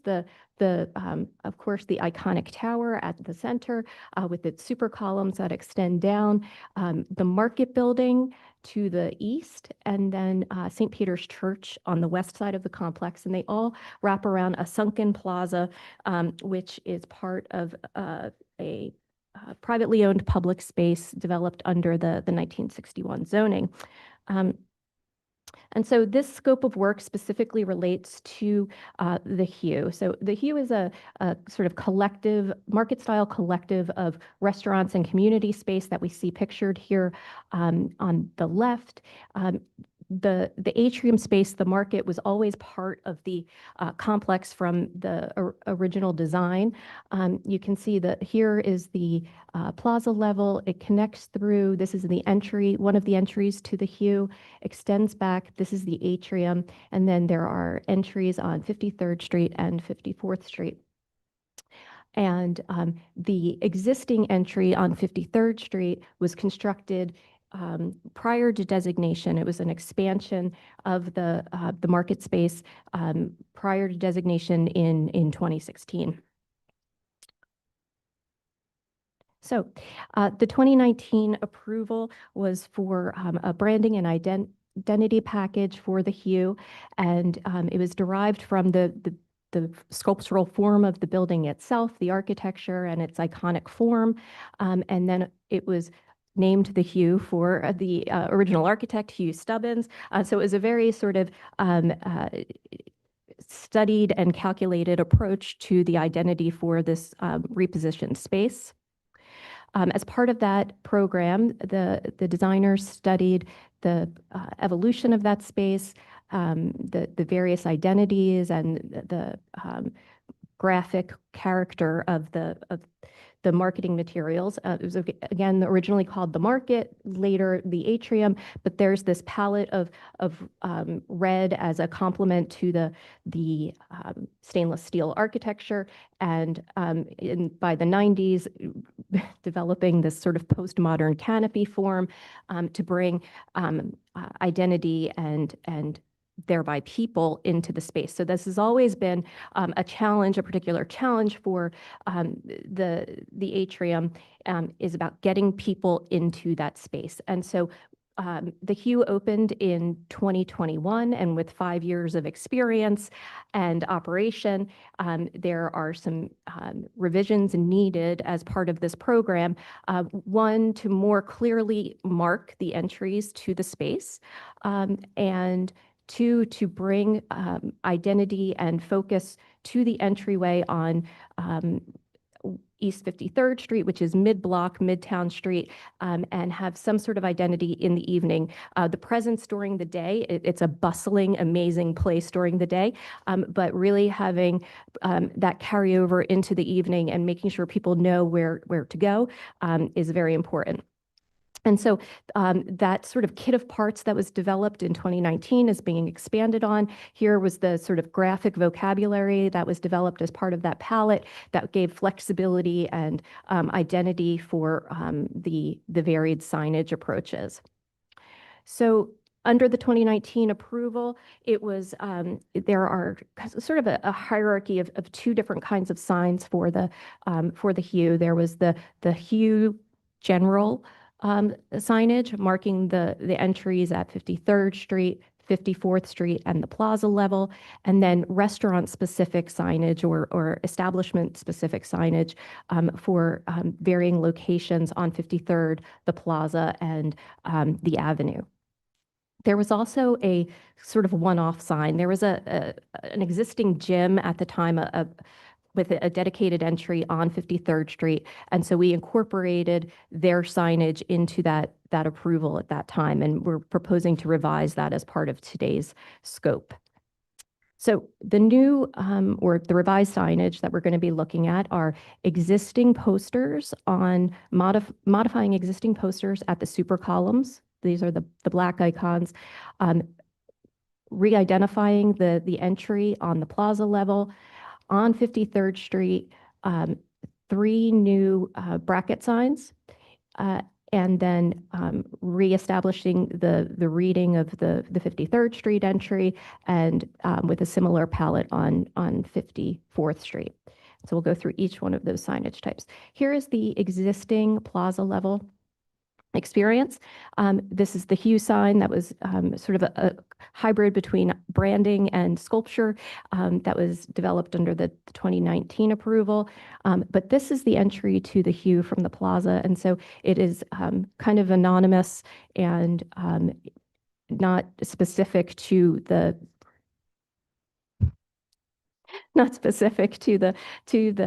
Hue itself, but sort of gets confused with whether it is a building entry or an entry into the public spaces.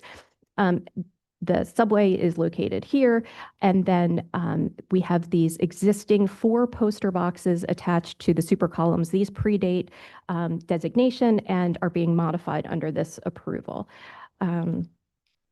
So here's the proposed scope. So it removes those larger poster boxes and installs one single poster box on each sign following the architectural cladding. And so it'll be much more consistent with the overall architecture.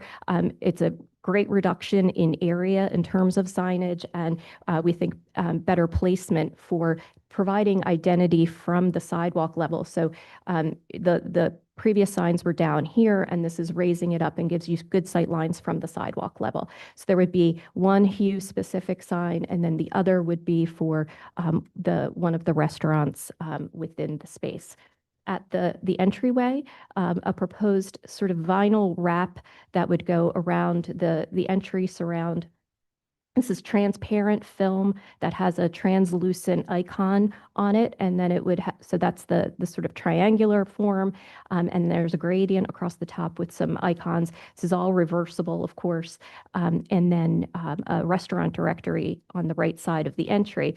I would also note at this point that prior to designation, the entire plaza and the low-rise building, of which this is part, was all reclad. So this is all new curtain wall that reconfigured the sort of the positive negative space of the facade system. So we're dealing with all new fabric that this would be applied to. So no removal of historic fabric or covering of historic fabric. The details of that, so the installation of the vinyl around the entry and then the directory here, and the details of the specific vinyl spec. The new brackets, so the poster frame would be attached at the seams of the stainless steel cladding, sorry, the aluminum cladding, and with the new restaurant and hue signs. And again, here's the existing condition, so really reducing the area of coverage on the super columns themselves.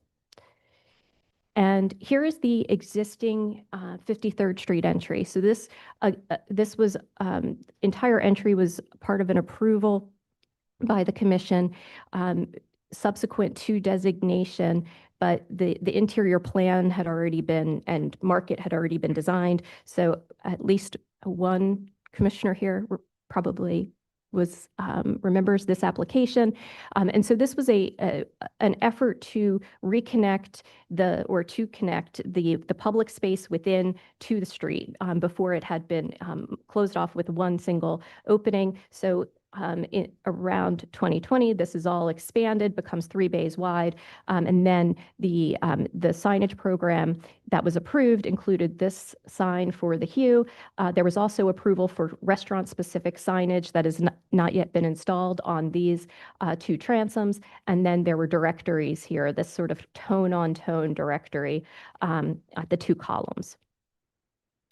And so the proposal is to apply a red opaque film to the lit portal. So the existing, you can see, is just has a temporary film on it as well, but there's a lit portal around that opening, and that would be red, again, reversible, and new film on the columns to mark the entryway, and new directories, as well as 2 new blade signs for the hue itself and a new blade sign for the gym location. The proposed in elevation, so here's the gym location to the west with a hanging bracket sign, and then at the 53rd Street entry, these 2 signs were previously approved. The new film on the columns, the directory, and then the red opaque film that would surround the entryway and the new bracket signs. Here's the detail of the film and the directory. The film is transparent with a translucent gray icon that would wrap the column. You'd be able to see the material through the column. And again, this is all new fabric that is being attached to and also fully reversible. The metal clad painted metal frame with a plastic liner with all of the restaurants located within on the directory. This is internally illuminated. There are 2 columns on 53rd Street and 1 on 54th Street. And then the bracket signs. So here, the one for the hue and one for the restaurant within, black painted metal sign with push-through letters, acrylic push-through letters that would be illuminated. So it would be a solid sign with illuminated lettering or logo for the specific establishment. And then a detail of this is the existing gym location, retail location off of 53rd Street, and the new proposed sign here, again, with the same model, the push-through letters that are internally illuminated. This is a very high, for both of these openings, this is 16 feet, the opening for the entryway, and the bottom of this is about 16 feet because the grade changes as you're going up. So it's a very high awning. And then here is the palette of typeface, materiality, and the logos and icons that were developed as part of 2019, but also this adding to that in terms of the icon and the graphic character of the proposal. And I just want to show one final thing, if I can get to the approved signage. This was what was previously approved for the gym, so it was really just not at all related to what was coming forward with the hue, and the current proposal is very consistent with the approach that we're putting forward with the blade signs. And with that, happy to answer any questions. Thank you. Commissioners, do we have any questions? Okay, not seeing any. Let's move to testimony. Is there anybody in the room who'd like to speak? Not seeing anybody. Let's move to Stephen Thompson for Zoom testimony. Participants on Zoom wishing to speak, please raise your hand. The first speaker will be Emma Bartley.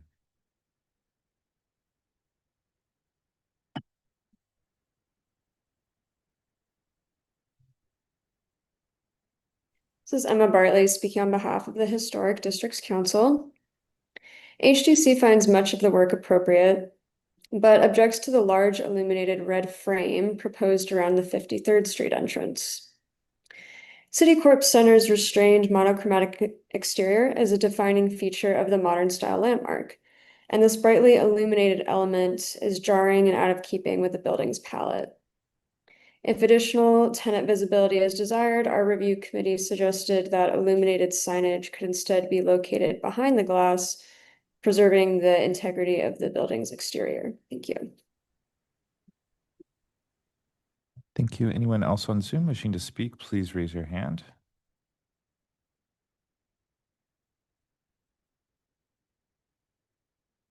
Being none, I'll note for the record that Manhattan Community Board 6 recommends approval. Would you like to respond to testimony? I would just like to reiterate that the entire low-rise building was reclad, so we're not dealing with historic fabric in any way that we would be covering with the film, and that the portal is illuminated as part, whoop, that's me or not. In order, the first step was an effort to get people into the space.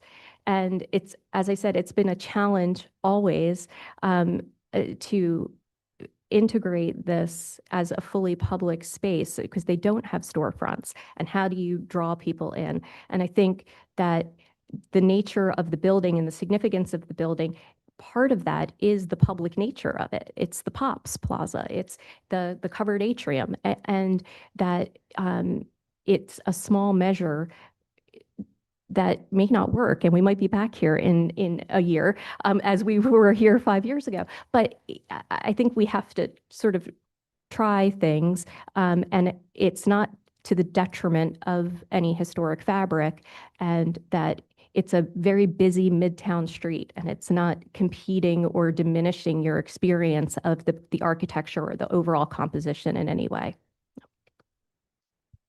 Great, thank you. Any final questions? Okay, not seeing any, let's move to discussion. Commissioner Mann, can you make a motion to close the hearing?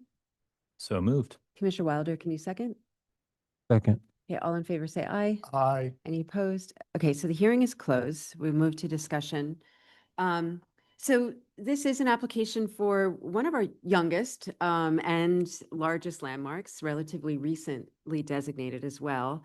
And as you've heard, this building has a number of POPs, and those were really recognized in our designation report as being very significant. And it includes the Sunken Plaza and these interior spaces as well. So the commission has previously approved signage here in 2020, and this application refines it, and to a limited extent expands on that earlier approval. Commissioner Ginsburg, could you start the discussion? Yeah. So I remember when the building was built, which makes me feel somewhat old. In general, I think this is really good. In the plaza, the reduction in the area of signage is good and simplified it. I understand there is a real need because that interior space isn't directly obvious from the exterior, and you want to draw people in. And I realize what may be most questionable is this red band that's shown here, but I like that, so I can, and I feel it sort of fits with the building and the other signage, so I can find this appropriate. Commissioner Quembe? Yes, I find the interventions for the signage program to be very actually minimal, and most of it is reversible in nature. And maybe you will be back again trying to change a couple of things. But overall, I think it was very nicely done, and it's very simple and straightforward. So I find it appropriate. Thank you. Commissioner Goldblum? Thanks. One of the cool things about this job is that you kind of have to put your head as a designer into different eras and think about, those eras, but not only what might be appropriate with them, but what would Hugh have done, or what would, uh, trying to think back on put yourself in that place, and that's kind of how I would come up with what's appropriate. And I think back on that period, and I think that this approach is totally appropriate to it. I mean, it's the era of malls, right? This is a urban mall, and we all know what happened to malls. So I think that the issue definitely needs to be addressed, and I think addressing it in this way with the kind of graphic approach that is a contemporary gloss on 70s, 80s graphics is totally appropriate. I'm glad they didn't go with the stub. I thought that might have been an alternate, but if the hue works, I certainly hope it does. I think let's go for it. Commissioner Mahan? I agree with everything that everyone has said. I mean, so I'll try to just add something a little bit new that I think, besides the sort of, actually restraint given the context, the scale of the building really holds up to the intervention here, and the intervention is well calibrated to the architecture, takes its cues from the architecture. So I appreciate that. Commissioner Wilder? Yeah, I agree with most of the comments. I think the applicant, good job presenting and explaining the different moves, balance. So I'm interested to see if we will be back. But yeah, I think overall it's a great project, and they probably could have done more. And Vice Chair Master? Yeah, I agree. I think this is a very creative, interesting way to address your challenge, which is, how do you find this location which doesn't have a storefront, and, you want to lead people there. It's a huge building, the multiple entrances. And I like the fact that you have done the vinyl decorative wrap. There's the branding, and it's subtle. It means that you actually reduce some of the signage requirements too. So I think it's great. I really hope it works. And the signage that you have definitely doesn't overwhelm. It's pretty modest relative to what you're trying to do. I can find it appropriate. And Commissioner Ginsburg, can you read the motion? Yes, I'd just like to add before I read it, it's seldom that a major space is named after an architect. And as an architect, I just want to note and appreciate that. With regards to LPC 26-12386, 601 Lexington Avenue, City Corp Center, now 601 Lexington Avenue, including St. Peter's Lutheran Church, individual landmark, a late 20th century modern style skyscraper and mixed-use complex designed by Hugh Stubbins and built in 1973-78. Application is to install signage. I note that the public space of 601 Lexington Avenue and the later alterations to them were designed with approval of the City Planning Commission as conditions for the original zoning floor area bonus, that the City Planning Commission has approved the 2020 proposal for signage, most of which has been installed in addition to the poster boxes at the super columns which were present at the time of designation. I recommend approval, finding that the signage campaign are an integral part of the history of the complex and the proposed signage is consistent with the material and color palette of the original graphic identity established by Massimo Vignelli in the 1970s, that the cumulative amount of signage is not excessive and will not detract from the architectural character of the tower and super columns, which remain the dominant feature of the site. That the proposed non-illuminated poster boxes feature a minimal design that is consistent with the established graphic identity, and their size and placement within the seams of the aluminum cladding at the super columns will not overwhelm or detract from the significant architecture features.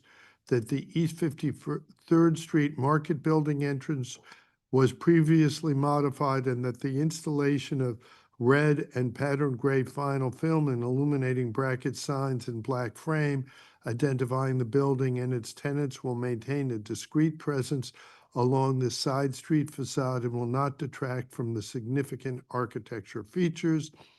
That the previously approved directory signage adjacent to the 53rd Street and 54th Street entrances infill will be modified to feature revised finishes and internal illumination and will be consistent with the established graphic identity, and that the work will not detract from the special architectural and historic character of the individual landmark. Commissioner Ekwembe, could you second the motion? Second. And Mark, can you call the vote? Chair Savage, Aye. Vice Chair Master, Aye. Commissioner Ginsburg, Aye. Commissioner Goldblum, Commissioner Quimby, Aye. Commissioner Mann, Aye. Commissioner Wilder. Aye. With 7 in favor and none opposed, the motion passes. Great. Thank you. And please continue to work with staff. So this concludes our morning session, and we're going to break for lunch now. It is now 12:48, and we are going to return at 1:20 and resume the afternoon session. So we're going to ask all members of the public on Zoom to voluntarily exit at this time so that you don't experience technical difficulties returning to the afternoon session that may arise if we remove you from the Zoom. Thank you.